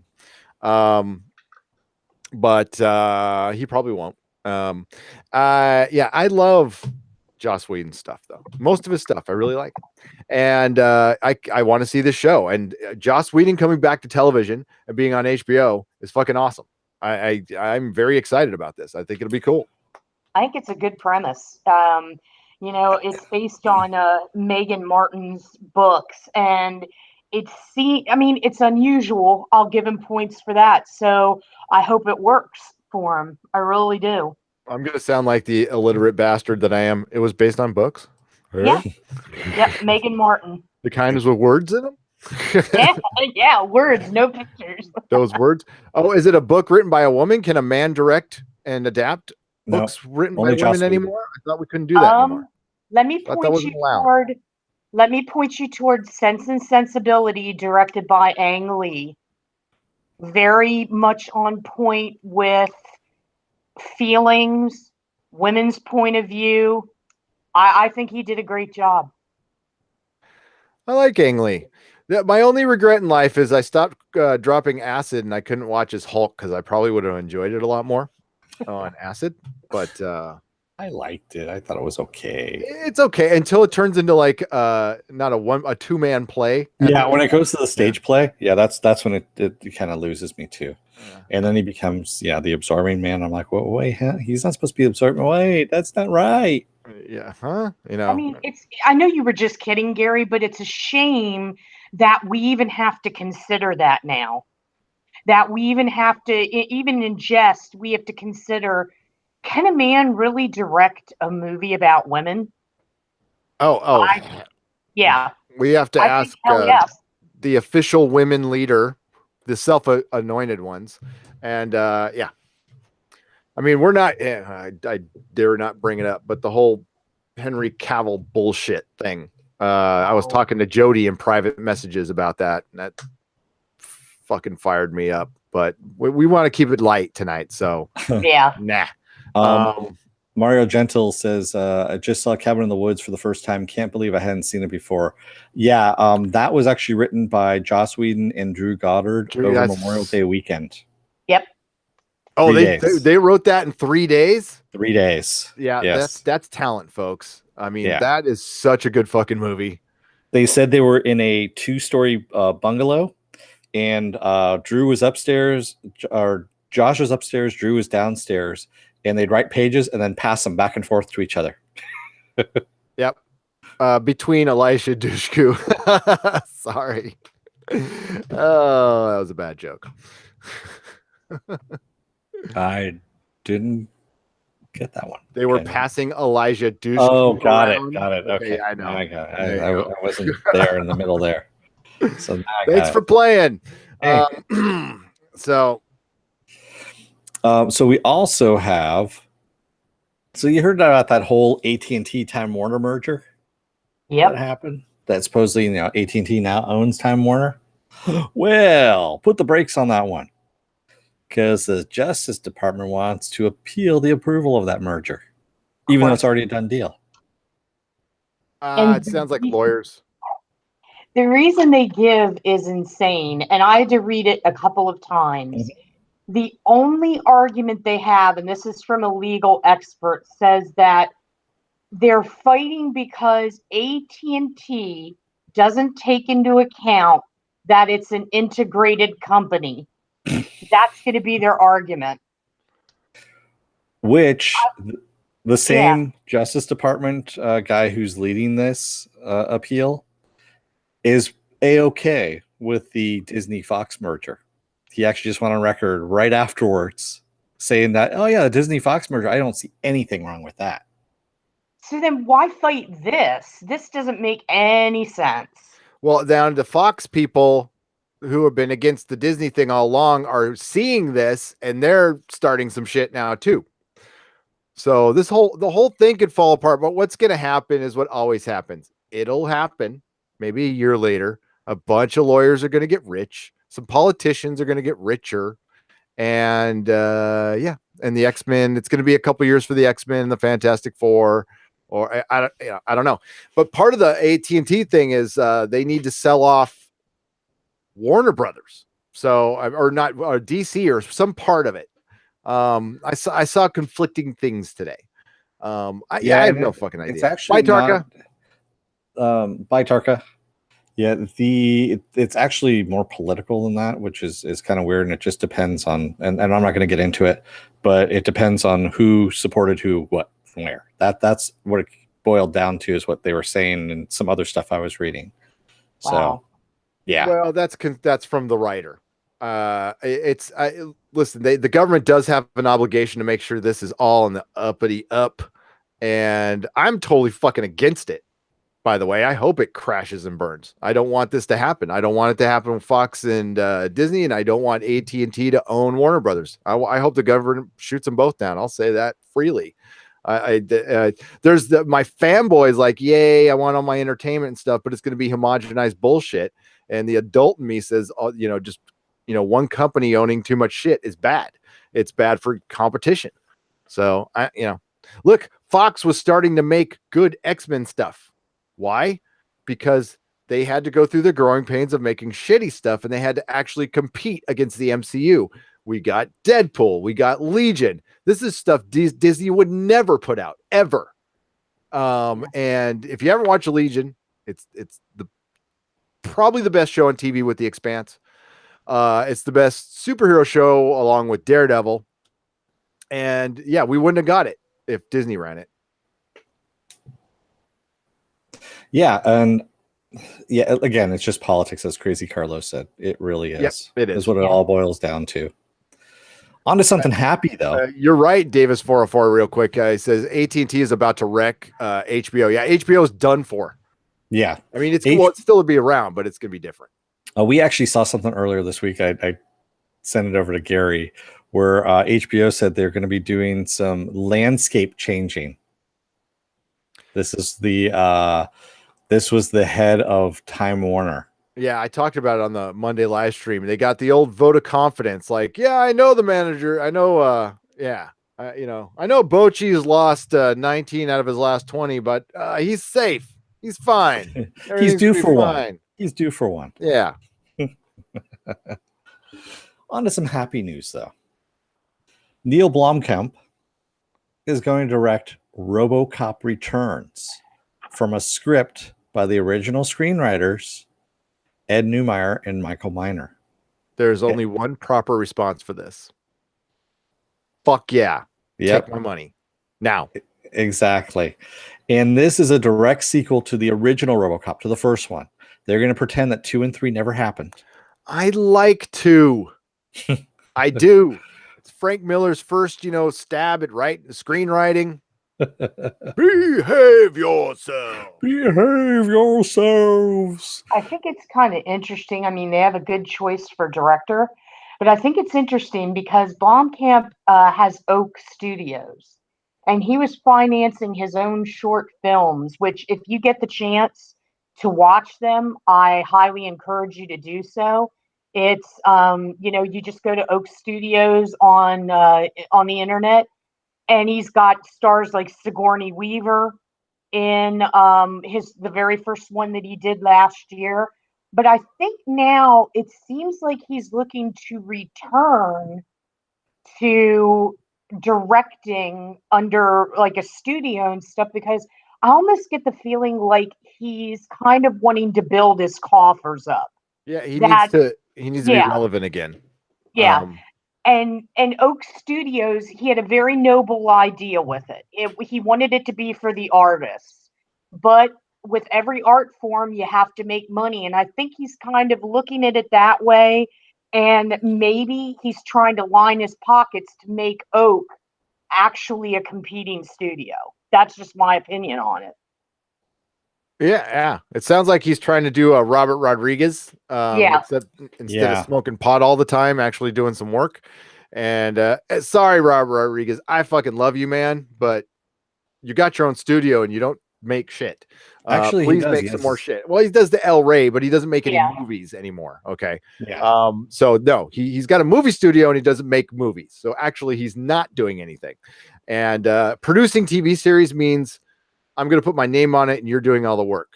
That's what J.J. Abrams does. That's why I may not be worried so much for Castle Rock, because his name is just on it for reasons. But he was actually directing quite a few episodes of From Dusk Till Dawn, the TV series, which was good. The first 2 directing seasons. TV is nothing like directing film. Oh yeah, I know. It's very cookie cutter. And yeah, he's been out of it. He's not been making movies, and he's got a movie studio. So my argument is like Neill Blomkamp, I can't pronounce his last name. He needs more money because he basically has one hit. All right. And Chappie ate shit, and that cost him dearly. And it sucks that he didn't get to do the Alien he wanted to do either, because that looked good. That looked really good. So that short film that he did with Sigourney, that was kind of based off the Alien film he wanted to do. Yeah. That's brilliant. And he should have been able to do it instead of I really, really hated the last 2 Alien movies. They just so much. God, they were so bad. Well, we're getting William Gibson's version of Alien, though. Yes, we are. Speaking of aliens, William Gibson, the guy who wrote Neuromancer back in the day, back when he was famous, he actually took a stab at doing Alien 3. They didn't use his script. They went with a young lad by the name of Joss Whedon instead. No, actually, they didn't even use Joss Whedon. That was Alien 4. Take that back. They went with somebody else entirely. So William Gibson's script, unused script for Alien 3, is now going to be adapted by Dark Horse Comics and made into a comic book series by Dark Horse. And it's going to be totally different from what everybody saw on screen, because Gibson loved the character of Bishop. So you're going to see more Bishop. And it's going to be more about, it's kind of Cold War based, but it's going to be about how, the governments fight to weaponize the xenomorph. And it sounds like a really different take from what everybody saw on screen. Yeah. I'm really interested in seeing how that comes about. Yeah. I'm not too jazzed about the artwork, because the artwork, I can't remember the artist's name at the moment, but he makes these blocky heads that everyone all the guys look the same. Real? Oh. Yeah. He did Wolverine for a while there, and God, I hated his, everyone looked the same. They looked like the same expression on their face and the same face for all the guys, just different hair. That's all it was. I think Dark Horse is a good place to go with this. I think they'll give it the care that it needs. Yeah, I'm actually looking forward to Dark Horse, especially since Dark Horse is going to be at their booth. They're going to be selling that artwork book from the Venture Brothers. So they put together a book, and as Jackson Public called it, it's all their little notes, kind of like a commentary, like a director's commentary, but all in artwork form of all the Venture Brothers stuff. And I think it's supposed to be like a 300-page book. That sounds awesome. Yeah. I'm buying that. Yeah, me too. As long as it's available. I mean, it depends. That's when. Yeah, I think we should run in there and kind of do that first. Yep. Get that. Just take care of some buying. We got to go to Mezco and buy a couple things too. Yep, Mezco, and then I've got one other place I got to go and pick up my Voltron figure. Nice. Yeah. Nice.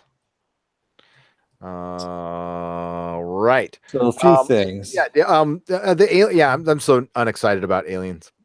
I just meh. Yeah, I mean, Aliens was the best, as Crazy Carlos says. Yes, it was the best thing out there, and honestly, everything that came after it was just bad, just really, really bad.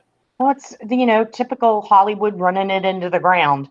Yeah, and it's going to be a comedy. That's great, but Dark Horse had Aliens versus Predator. If you want to, the alien stuff from the early '90s, just go back and read that. That's Mark Verheiden, isn't it? Yeah, that is classic comic books. Yeah. Man of Action says what Blomkamp really needs to direct is the Buckaroo Banzai movies. Oh, that would be cool. James Gunn or Drew Goddard would actually be a better fit for the Buckaroo Banzai movies. Actually, James Gunn would be a perfect fit for those Buckaroo Banzai movies. There's some buzz. There are fans of Buckaroo that want to get another movie out there. And I thought they were talking to Weller and Lithgow at some point. Obviously, they play older. And then they'd have like a younger cast. I don't know what the idea was, but it seems to be the buzz in the air for that particular cult favorite. Get Jeff Goldblum back, and be amazing. Yeah, Gunn would be perfect. I agree. And bring it back. Screw young people. Just get the old guys in there, and continue it from there. We don't need no youngsters. They don't need.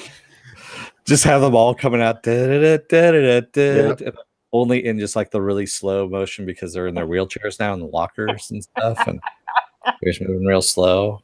It's like, it's not slow motion. They're just walking real slow. We're older now. That's all it is.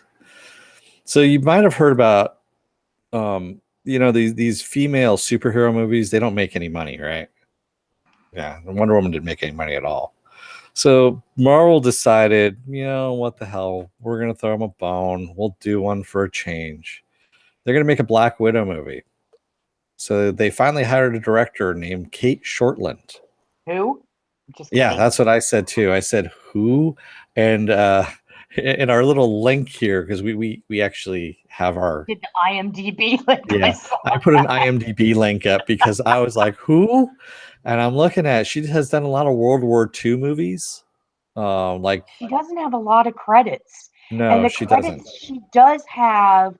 It's like, what? I didn't see that. And the reason why they got her is because ScarJo fought for her because she loved her movie lore. So speaking of ScarJo, she was supposed to play a trans man in a movie called Tug Jobs or something like that. Tug and Rubs. Tug and Rubs. So yeah, Tug Jobs, same thing. She just dropped it today because of all the backlash of her playing a trans man. How dare a woman play a trans man? So. Can I just say 2 words? Felicity Huffman, Trans America, Oscar nominated. Well, that goes back to that whole thing. Are we allowed to do this or that? And it's just, you know what? I don't care. I don't care. I don't blame her for dropping out. It's like, what, is this really worth the headache? Yeah. And it's the thing is, there's certain people out there. The reason you don't placate to them is because you're never gonna fucking make them happy. They're always gonna find shit to bitch about, and that part of the internet is it's a beast you can never feed enough. And it's just best to ignore them or take them on when you need to take them on. I'm so over this shit. And then if you disagree, you're a bigot or you're this or that, I fuck off with that shit. I am so over it now. And I don't blame her for bailing. And that's what's going to start happening. People are going to start quitting, not dating. Because you guys are fun suck. You suck all the fun out of a room. So so here's the Black Widow director, Cate Shortland. She looks like a nice lady. And here's the problem. Like, this is not unpopular opinion, this is not a character that can carry a franchise. Black Widow would make a great movie if you did real Black Widow. Yeah. Okay? And I mean real Black Widow. Like, she should be in the Daredevil universe. She fucking kills. It needs to be a rated R movie. And then you would have a good Black Widow film, like basically Winter Soldier rated R with Black Widow. There's better female character. Unfortunately, Marvel doesn't own some of their best female characters right now. That's always been a big problem with them. But I think, Gamora is an excellent female character that I like Gamora a lot. Nebula is fucking awesome. Black Widow, Wonder Woman made money because it's fucking Wonder Woman. That's 70 years of a character. I mean, that is the female Superman, or Superman's the male Wonder Woman, however you want to put it. She's part of the holy trinity of DC. That's why it made a lot of money, and it was a halfway decent movie. This one, hard R, and you got me. I'm down. Otherwise, How's Your Father said Rim Job the motion picture. That's in response to, And then Artemis Over Easy says, you mean BJ's and limos? Oh. Just They had another to day come at the back. office for Dennis. No, we don't get limos. Well, It's back in the Prius.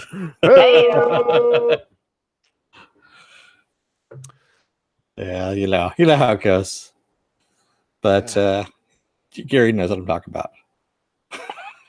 I promise not to say anything. I did. So Entertainment Weekly. Sorry. That one, man. Good one. I'll give the point to you on that one. Entertainment Weekly just released photos from Glass. That's the Unbreakable sequel that's coming out. Now. We also found out when it's coming out. January 18th, 2019. Oh, so right around the same time that oh my god, why am I blanking on the fucking movie now? McAvoy movie that came out. Split.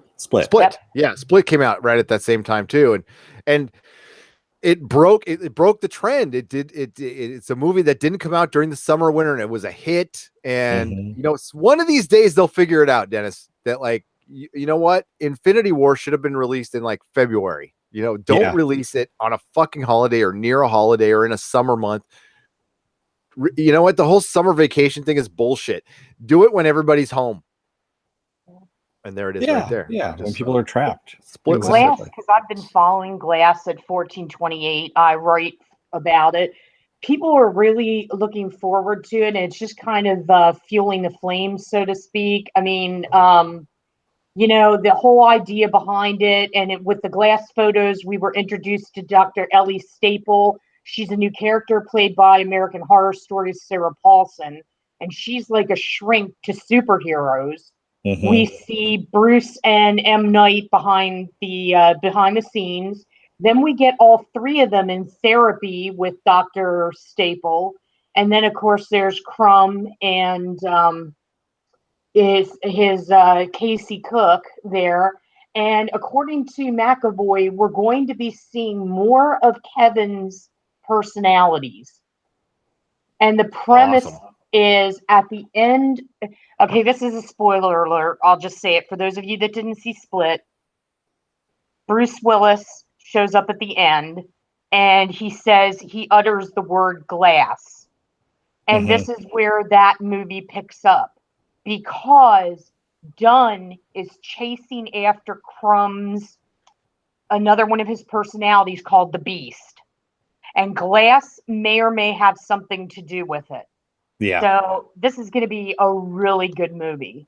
Yeah, Unbreakable, and Gary knows this is one of my favorite movies. It's one of my favorite superhero movies. And it is a superhero movie. And I think it's actually one of yours too, Gary, right? It's one of your favorites as well, right? Yes, it is. Yeah, absolutely. And there's a great scene in there that we both say it just nails it to a T of Samuel Jackson talking to this guy who he's a comic book store owner and comic art dealer is what he is. He sells rare comic book art. And this guy with a lot of money on his hands comes in to buy some artwork for his kid's bedroom wall.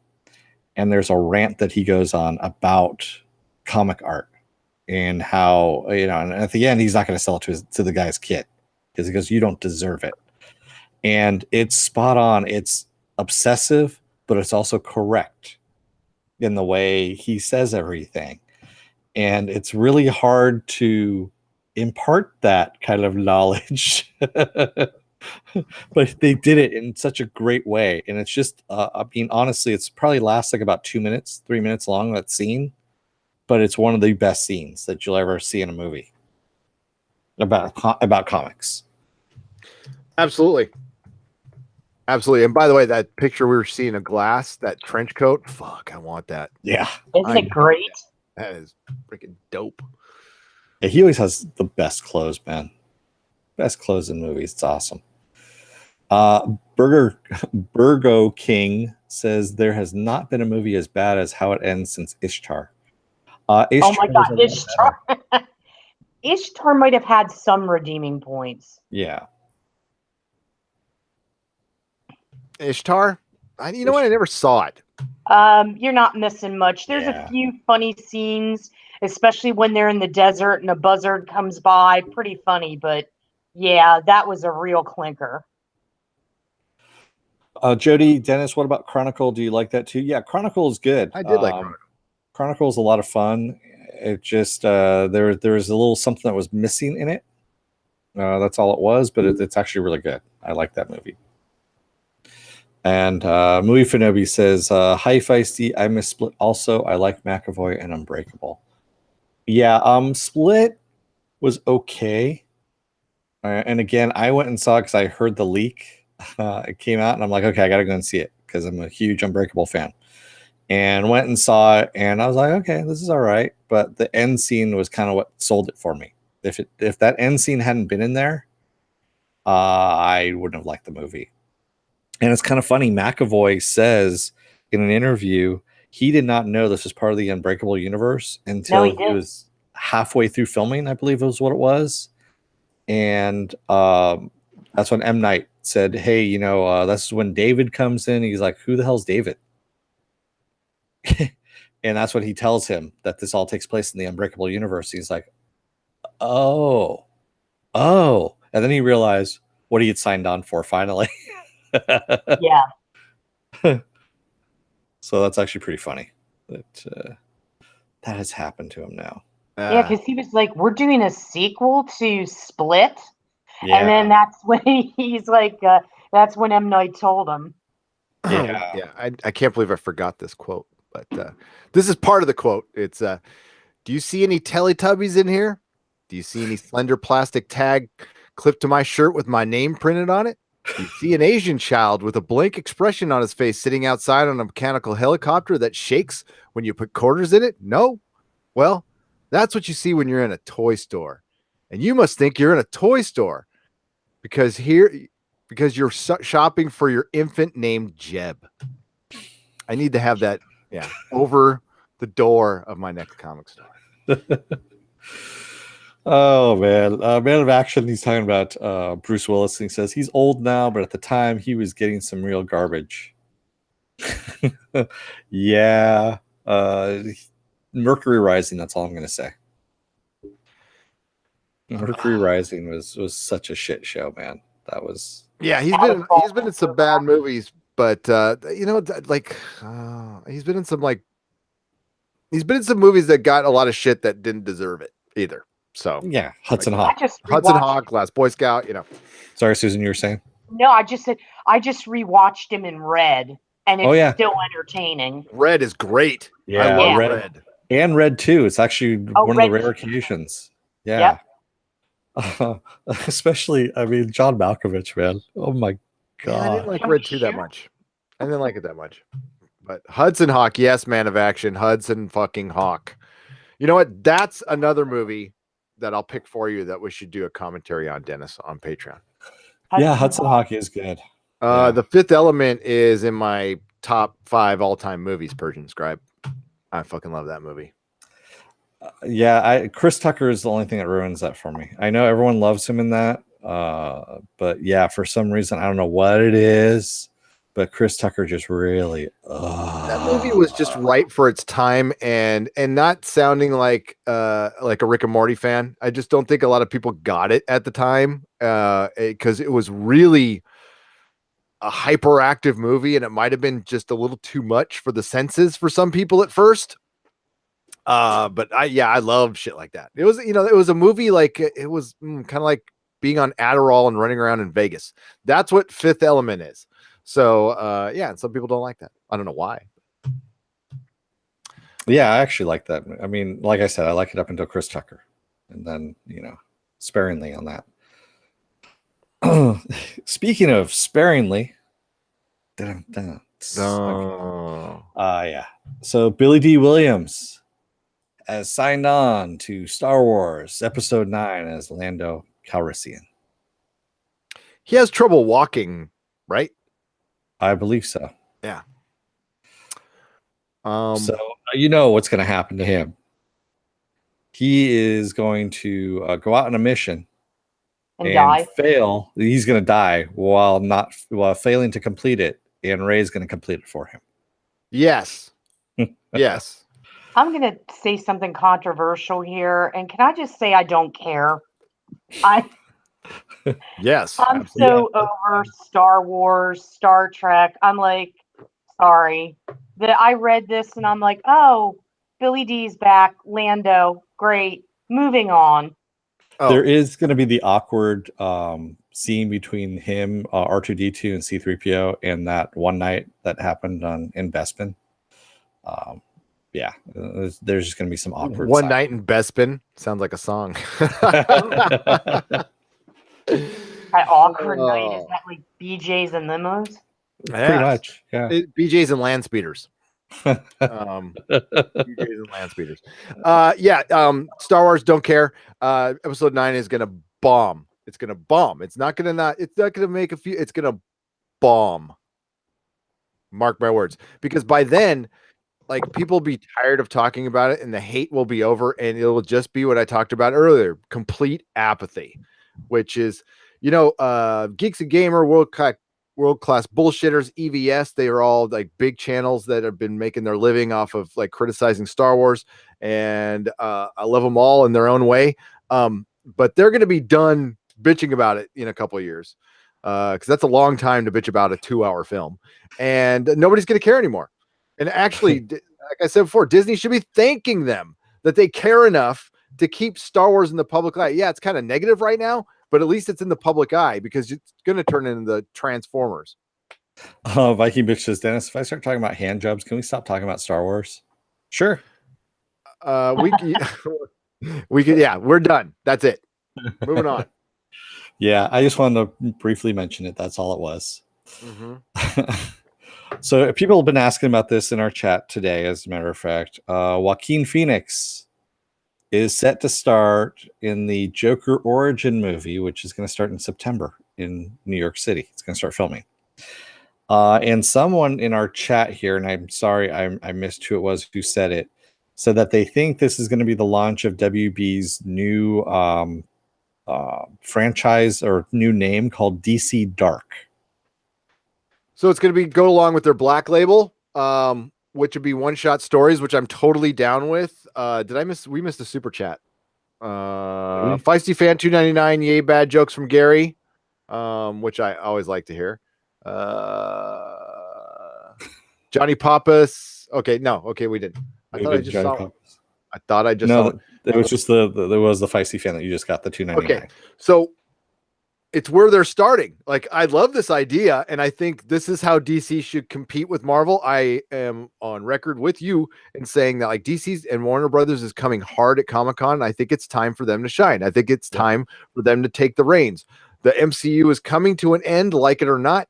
The future looks pretty good, but not like, it's not going to be like it was. It's not going to be in the stratosphere. Nothing can be. Law of diminishing returns. It's DC's time. Okay. And I think this is a great idea. The Joker does not have an origin. Nope. Ever. ever. This is the worst thing to start off on. And I don't care if like they went back in time and got Martin Scorsese right after he directed the fucking Taxi Driver. And I love Joaquin Phoenix. He's in Walk the Line. I love that fucking movie. And I think he's a great actor. I think he's actually a good choice for the Joker. I don't want to know his origin. I never want to know his origin. No, I don't either. Well, and you know who's directing this?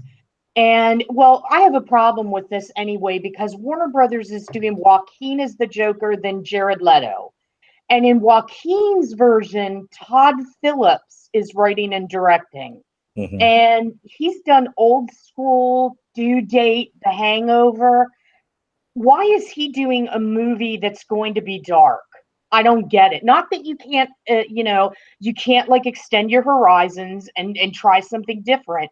But this, I agree with you, Gary and Dennis. We don't need this origin story. Furthermore, we don't need two competing origin stories from the same studio. Yeah, I'm not even against Todd Phillips. Todd Phillips. Okay, The Hangover is a very well-directed movie. Yeah. Okay. The beginning credits with the Danzig song and shit, that is genius. That is like, I love the opening of that movie. I think he's got the chops to actually do this. I think that guy's super talented, but I don't want to see this. Yeah, no fucking way. This is the worst idea. The Joker is, I always have it in my head. This is the origin I have for Joker in my head. He was in an asylum somewhere, and the minute Bruce Wayne decided to put the cowl on and made the decision to become Batman, the Joker turned on. That was it. That's it. He turned on as he's a yin to Batman's yang. He has to exist because Batman exists. He's just a force of nature. I don't ever want to fucking know his origin. And you know what they're going to probably do is adapt the Killing Joke. Fine. Yeah, that's what they're doing. Can't adapt the Killing Joke without Barbara Gordon, James Gordon, Batman, and yeah, and you're not going to have Batman in it, which is stupid. So, do we really need to have origin stories? Because in life, we don't get them. Shit comes at you 24/7 without an origin story, and you have to deal with it. I don't understand the fascination with origin stories. Yeah. I don't get it. I don't either. Why don't you just tell a Joker story that doesn't, I mean, like Batman's in the background. He doesn't have to be in the movie, but apparently he's like not going to exist in the universe. It's like, what? I mean, that could change. I could be wrong about that. But just a Joker story by Todd Phillips with Martin Scorsese producing and Joaquin. Yes. Hell yeah. I'll watch that, but I don't want to see an origin. That's just me. Yeah. I don't want to see it either. And honestly, and it's kind of funny. Joaquin Phoenix, I read a little bit of some stuff that he was talking about. He's scared shitless right now. And he says, which is good because that's, he's got to prep for this kind of thing. But at the same time, I don't think he knows what he's getting himself into. I think he thinks it's just a cool idea. But yeah, I don't really think he knows what he's getting himself into at all. If this wasn't an origin story, I may be excited for it, because where you have the compare and contrast between him and Leto, Joaquin is going to be, I think, a little more subtle. And when you're subtle and you're playing somebody that's dark, that's when it gets scary. That's when it's believable. But if you're like turning it on full blast with the hose right out of the gate, you're evil, everybody knows you're evil, then it loses resonance. It's not as true. And if this wasn't an origin story, I might want to see Joaquin tackle this. Scared is good. If you're an actor, scared is good because it's going to make you want to care and you're going to want to do a good job. Yeah. And here's the thing, though. If he's scared, this is the guy who did Walk the Line and had to go, went on a bender afterwards because he got really into his role, got into drugs, and that was just for Johnny Cash. So yeah, I'd worry about him a little bit. I hope they keep an eye on him. But yeah, I think he's actually good for the, having two Jokers at once. Remember when Hollywood used to care about confusing audiences? I know. Yeah, they obviously threw that shit out the window. So that's fine. I love this idea. This else, yeah, and Jody, you said it best. They should call it Elseworlds. Just fucking call it Elseworlds. Yeah, not DC Dark or What anything it like is. that. Just call it DC Elseworlds. That's all you have to do. Then you can do a lot of different stories. You can do Red Sun. You know, you can do Gotham by Gaslamp. All those kind of things. It's all you need to do. So, I don't know. I'm not looking forward to it. Runs these studios and who, you know, and it's bad because it used to be a time when I could suspend my disbelief and I could just watch movies and just not think. But now I tend to do this every time I watch a movie. Who in the fuck pitched this? Because if I was a producer, you know, like if somebody pitched to me like how it ends, I would have been like, wow, that's not compelling. What makes this different? Nothing would ever get done with me because I'd be like, there's the door, thanks, not original, bye. What You I know? would have said to someone who would pitch me how it ends, I would have gone, excuse me, can you lean over the table here just a little bit? Smack. Now go get my coffee. Kinky. I was thinking that was going to be something else for a moment. How's all? No, I was. No. Jody I says was- apathy is the true opposite of love. Gary, people might still hate watch something, but they won't watch something they feel apathetic about, right? Absolutely. It's when the spell is broken. I could say that that's kind of happened with sports in America a little bit. It's unadulterated love affair of football is kind of over. It's going to die a slower death, and it's still very popular, but you see it eroding because the spell got broken. They brought in real world politics to an escapist thing. The exact same shit's going to happen to entertainment. Don't think it won't. We will find other ways to escape. Okay. And if it comes to us making our own shit and putting it on YouTube, then so be it, you know, which I think is kind of the future anyway. Let's talk Rivet TV. You guys have heard about Rivet now, haven't you? No. No. Okay. Well, Kevin Smith, he premiered his Hollyweed on Rivet TV, and I watched it. And I have to tell you, if you're a fan of Kevin Smith, you're gonna love this sitcom. It's original. It's funny. The chemistry between him and Donnell Rawlins from the Chappelle Show is right on point. The situations are hysterical. The fact that Smith is running a dispensary called LA Confidential, and he ends up having to make a pot run to a porn shoot in the valley. This is just the minute he meets one of the people that's going to be central to the cast is priceless, the way they meet. But if you get the chance, watch this. And Rivet is a brand new platform that caters to people like Kevin Smith and the creatives like a Robert Rodriguez or a Quentin Tarantino. They will put their pilots on there. You get to vote. You can watch it for free. And if you don't want to, if you don't think it should get a green light, you move on. But if you do, they have pricing tiers that start from $1.99 to $5.99. There you lose me. Yeah, I know. And then you pay if you want to see it, and you determine the price. Now, obviously, if you do $5.99 and a bunch of people do it, the less money it's going to take, and they can greenlight the project. While this sounds great, and yes, it does give fans control, they get to say yay or nay, it's still got that pricing factor that's going to, that people aren't going to want to be involved. But there are people in Hollywood that are trying to get fans more involved and are trying to do something where creativity is trying to come back. Oh, and it will. I mean, the pendulum swings both ways. And with all these blockbusters, where I think we're due for some kind of a independent resurgence, it's just where it's not going to be in the theater. They should have made a YouTube channel, period. Not charged anybody anything. Bring in these stars. I'm sure they could have I'm sure they have investors. And instead of creating your own platform, you start it here and then you make your own platform. Well, you There's know, nothing Smith. stopping them from getting super chats, and Kevin Smith's name alone will get him 100,000 subs eventually. Yeah, but like it's a website over here, and it's like, and then you want me to pay money. It's too many Well, and steps. Smith also, he did this 2 years ago. And oddly enough, there were sponsors. He got 5 titans of the cannabis industry in on it with him. And, their involvement, I don't know what their involvement was, but they were definitely there.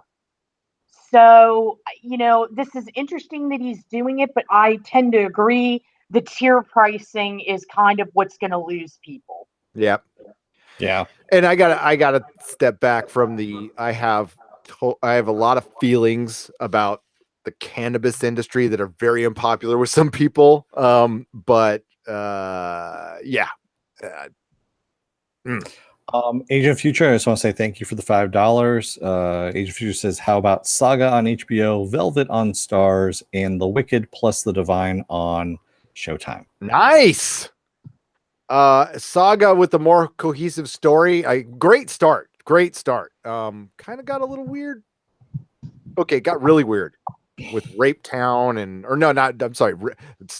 Abortion Town. Why was I thinking Rape Town? That's terrible. It sounds like Harvey Weinstein's house. No, it was Abortion Town. Sorry, my bad. God, Harvey Weinstein. You guys heard about him in the news, haven't you? Yeah, fuck that dude. So I guess this hit earlier in the morning and I missed it. Downton Abbey's gonna get a movie. Yeah, original cast is coming back. Wow. I mean, I got to finish watching that show. I liked it. I just didn't finish watching it. It was very pensive. So on to some happy news. Yeah. You remember Digimon Hansu?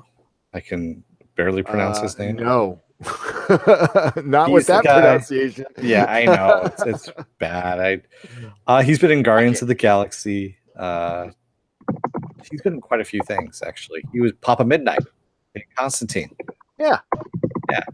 He signed on as the wizard. I hear a keyboard. I hear a keyboard tapping away in the background. Is that you, Susan? Oh, maybe not now. Oh, No. yeah. He is signed on as the Wizard, and that's what the guy's name is, the Wizard, in Warner Brothers Shazam. Okay. Cool. So he's been in every comic book movie now. Every adaptation of everything. Right on. Yeah. This movie's going to be a fucking tough sell, folks. All right. It's going to be weird. It's going to be a real tough sell. It's going to be really weird. Yeah, we actually got a new official look at Shazam in his costume too. With the freaking drinking the Slurpee or whatever the hell it was. The beer. It was the beer. Yes. Okay. Movie Fanobi, thank you for the $1.99. Entertain me, you nerd monkeys. Screw Ribbit. Oh, the link took me to the same place. I actually have the picture up on our page.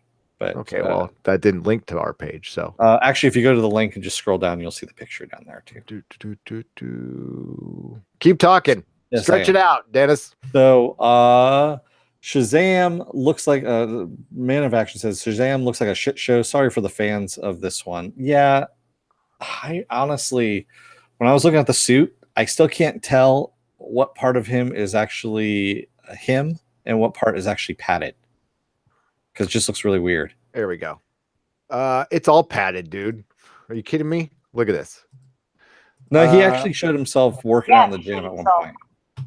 He is nowhere near that buff, folks. Yeah. No, he doesn't have those. Okay, that is, I'm sorry, 80% padded, not all padded. Oh my God, I'm getting some horrible thing in the background. It's got to go by. I'm getting like were you getting some kind of weird commercial in my fucking ear right now? Yeah. Oh, nice. Yeah. It's hard to find websites that don't have these annoying as F pop-ups. Maybe we should just save the picture from now on. Use that. Yeah. Hope you So- saw it because I didn't want to hear that ad blaring in my ear. Yeah, that's 80% pad in the shirt. I don't like. He looked incredibly yoked right there, and I know he's not that yoked. He also got a little bit of hair piece, a little bit of. There's something going on with his hair too. I mean, he's buff, but he's not like that suit buff. Yeah, exactly. And the Bezopoulos, sorry if I mispronounced your name there. Supposedly they're digitally nerfing the padding digitally. They went big, then slimmed down instead of up. That's weird. This is the Fisher King from Aquaman. Aquaman looks like it's going to be trippy, dude. Well, it's James Wan, that's why. Yeah. I don't know. Grace Randolph didn't like this. I kind of like it. I kind of think it looks cool. I don't care. It's a comic book about a guy who talks to fishes. It's good. I kind of like that. I kind of like how they're going full comic book on this. He doesn't talk to the fishes. It kind of travels through the water, is what he said in Justice League. Yeah. But on the side, though, they look amazing right here on the left. Oh yeah, those two, fucking brilliant. Yeah, I'm kind of excited about Aquaman now. I mean, it's probably will suck, but I mean, who knows? I like it when they go full comic book. We're so far into it now, and so many people are afraid to go full comic book. Yeah, I gotta say I kind of like that. The Shazam thing, I hope. Yeah, that's that. Oof. Yeah, that's gonna take a talented filmmaker. I'm just gonna say because that's gonna be. They're doing big, right? They're gonna do superhero big. Pretty much, that's what they're doing. They're doing big. Right. They were saying that they were hoping Shazam was going to be the winner, that they felt that that's going to be like the franchise cornerstone or something that I read. It seems like some powers in Hollywood want Zachary Levi to be a star. Yeah. Like he gets so many fucking chances at so many things. Either like it's almost like the kid whose mom is the boss or dad is the boss, and he just gets chance after chance after chance. And it's not that he's not talented; he's a decent actor. Yeah. But he just seems to get cast. Like I hear his name popping up for everything. It's like, I mean, okay, Chuck was okay. You know, it was okay. He's the poor man's Ryan Reynolds. Yeah, that's great. That's a great analogy, Susan. I agree. Johnny Papa says, I was so down on Aquaman. I hated the bro language in Justice League. Yeah, I gotta agree with that. I wasn't a big fan of him either. I mean, am I the only female that isn't turned on by Jason Momoa? Yes. I see him and I want to smack him upside his head. I'm just kidding. He might like that, Susan, though. Yeah, because he's married to Lisa Bonet, right? Oh, yeah. Yeah. Why do you know that? I just know because it was a random thing. It was kind of a weird thing. I'm like, huh, okay, I can see that. And it kind of was weird to me. I don't know why. He was fucking brilliant as Khal Drogo. He was spot on as Khal Drogo. I don't know why that didn't translate over to Conan, because I think he'd be an excellent Conan. He was good in Frontier. The Netflix. Yeah, Frontier's good. Frontier's really good. So I mean, he can act. He can really act. Yeah, I don't know. We'll see. But yeah, they really need to put. You're right, Susan. They need to pump the brakes on the dude, bro. Aquaman. Yeah. And it's not that. It's just that, I don't know. Everybody has weird tastes and stuff, but for me, it's like I would have rather had Aquaman be less. What's the word I'm looking for? Less bro surfer dude, imposing weightlifter guy, and just be what I'm used to seeing Aquaman. Yeah, kind of being a little more bodacious, if you will. Yeah. I love the way they did him in Brave and the Bold, the animated series. I knew you were going to say that. Yeah, but that is not workable. I know it's not workable. Action. No, but you could still have him a little more regal. Yeah, you make him more regal. You write him like Peter David did. I mean, that's the only. I mean, honestly, Aquaman. I didn't read a ton of Aquaman, except the Peter David run. So, and he felt like he had a personality. So, yeah. We'll see. Yeah. Let's get to the Man chat of a little bit Action here. says Aquaman looks like they did some work. Shazam, no, they slapped that together for a YouTube shoot. The ass hats. I love Man of Action. That's so fucking true. Yeah. Listen, they had to come back with that second image, the official one, and it had to look better than what the suit looked like, and it really doesn't. It doesn't look much better to me. And I want the film to do great, and I'd be happy to come back and say I was totally wrong. It's a fucking entertaining movie, and it might be, but man, this movie better be. It really better be funny and thrilling all at once, which is tough chore. What's been on the shelf, or it's been taking it so damn long to get released? Well, I think they delayed everything at WB to get their ducks in order, and I think they kind of are. I think they kind of got their shit together. I think we rushed into this, we fucked up, and I'll bring up Henry Cavill's name one more time just for they better not replace him as Superman. I will full on fucking revolt. I will not watch any of your shit. I will be done if this little thing that happened gets him booted from Superman. That will piss me off because I thought that's what we were leading up to. There's a bunch of mysterious Warner Brother panels coming up at Con that are unannounced. And I think they're going to be announcing their next slate of films. I think Superman was one of them. Cross your fingers. It's like Matthew Vaughn directing or something like that. I hope this didn't derail it. They're going to do that to Cavill, though? Yes, there's a possibility. Absolutely, yes, they will. It's stupid. I mean, and for one, the article that I read said he said something he didn't say. You know, that's the thing that pissed me off the most. Is he said it's a witch hunt, which he didn't. If you read his quote, he doesn't say that at all. And I think most nerds are on our side with this one. The dude was just speaking his own personal feelings on dating. And then Twitter got in on it, and Twitter does what Twitter does. You know, Twitter is a room. Like we've all been to a Coke party, right? Well, let's just pretend we have. Okay, well, I have. Twitter is a giant cocaine party, but it's everybody in like one room. That's all it is. And the Coke's about to run out. Persian Scribe says Momoa is Dwayne Johnson without the sense of humor and charisma and acting ability as well. You get the idea. You know what? Dwayne Johnson was good probably about 5 years ago, and I think he was good in Jumanji. Come on, Jumanji was good. You know this skyscraper movie that he's in right now is Die Hard. Yeah, Die Hard. It's not even Die Hard. It's Towering Inferno. Is what it is. The Rock was what I choose to call him. I still think he has tons of charisma. I think he needs to stop being his own manager and get somebody to choose movies for him because, And you can't end everything on a happy note. I'm sorry. Now that he says, all my movies have happy endings, I don't want to see your movies anymore because I know how they're going to end. Well, unless he tries to subvert your expectations on a happy ending and you see a happy ending, you know, like the kind you get down in Post in Leavenworth. Oh. Tijuana? Well, no, not anymore. You get gun. Yeah. Yeah. But yeah, I don't know. I think Momoa is a little, I like Momoa better than I'm liking The Rock right now, to tell you the truth. I don't know how he's going to be as Aquaman in this one. It's, you know, he needs to turn on the dude bro, definitely quite a bit. But yeah, man, I'm not looking forward to any more of Dwayne Johnson's movies.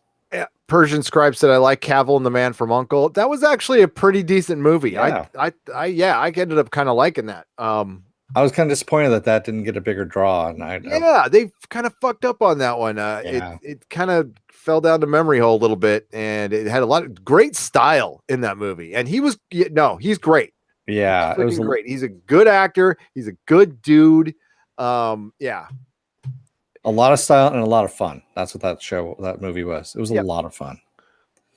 Man of Action says, who matches up with Rock? Maybe get someone like young Dolph Lundgren or that guy that was in Generation Kill.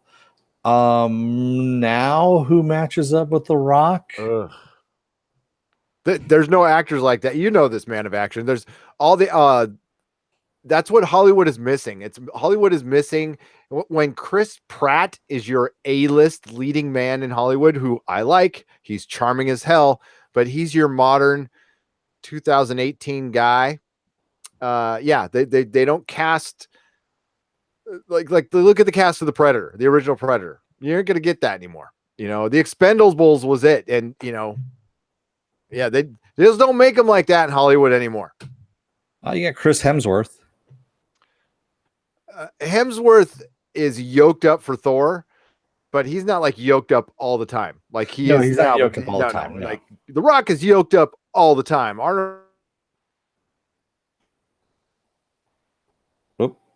Hello? I think he kind of spurged out there for a moment. Oh.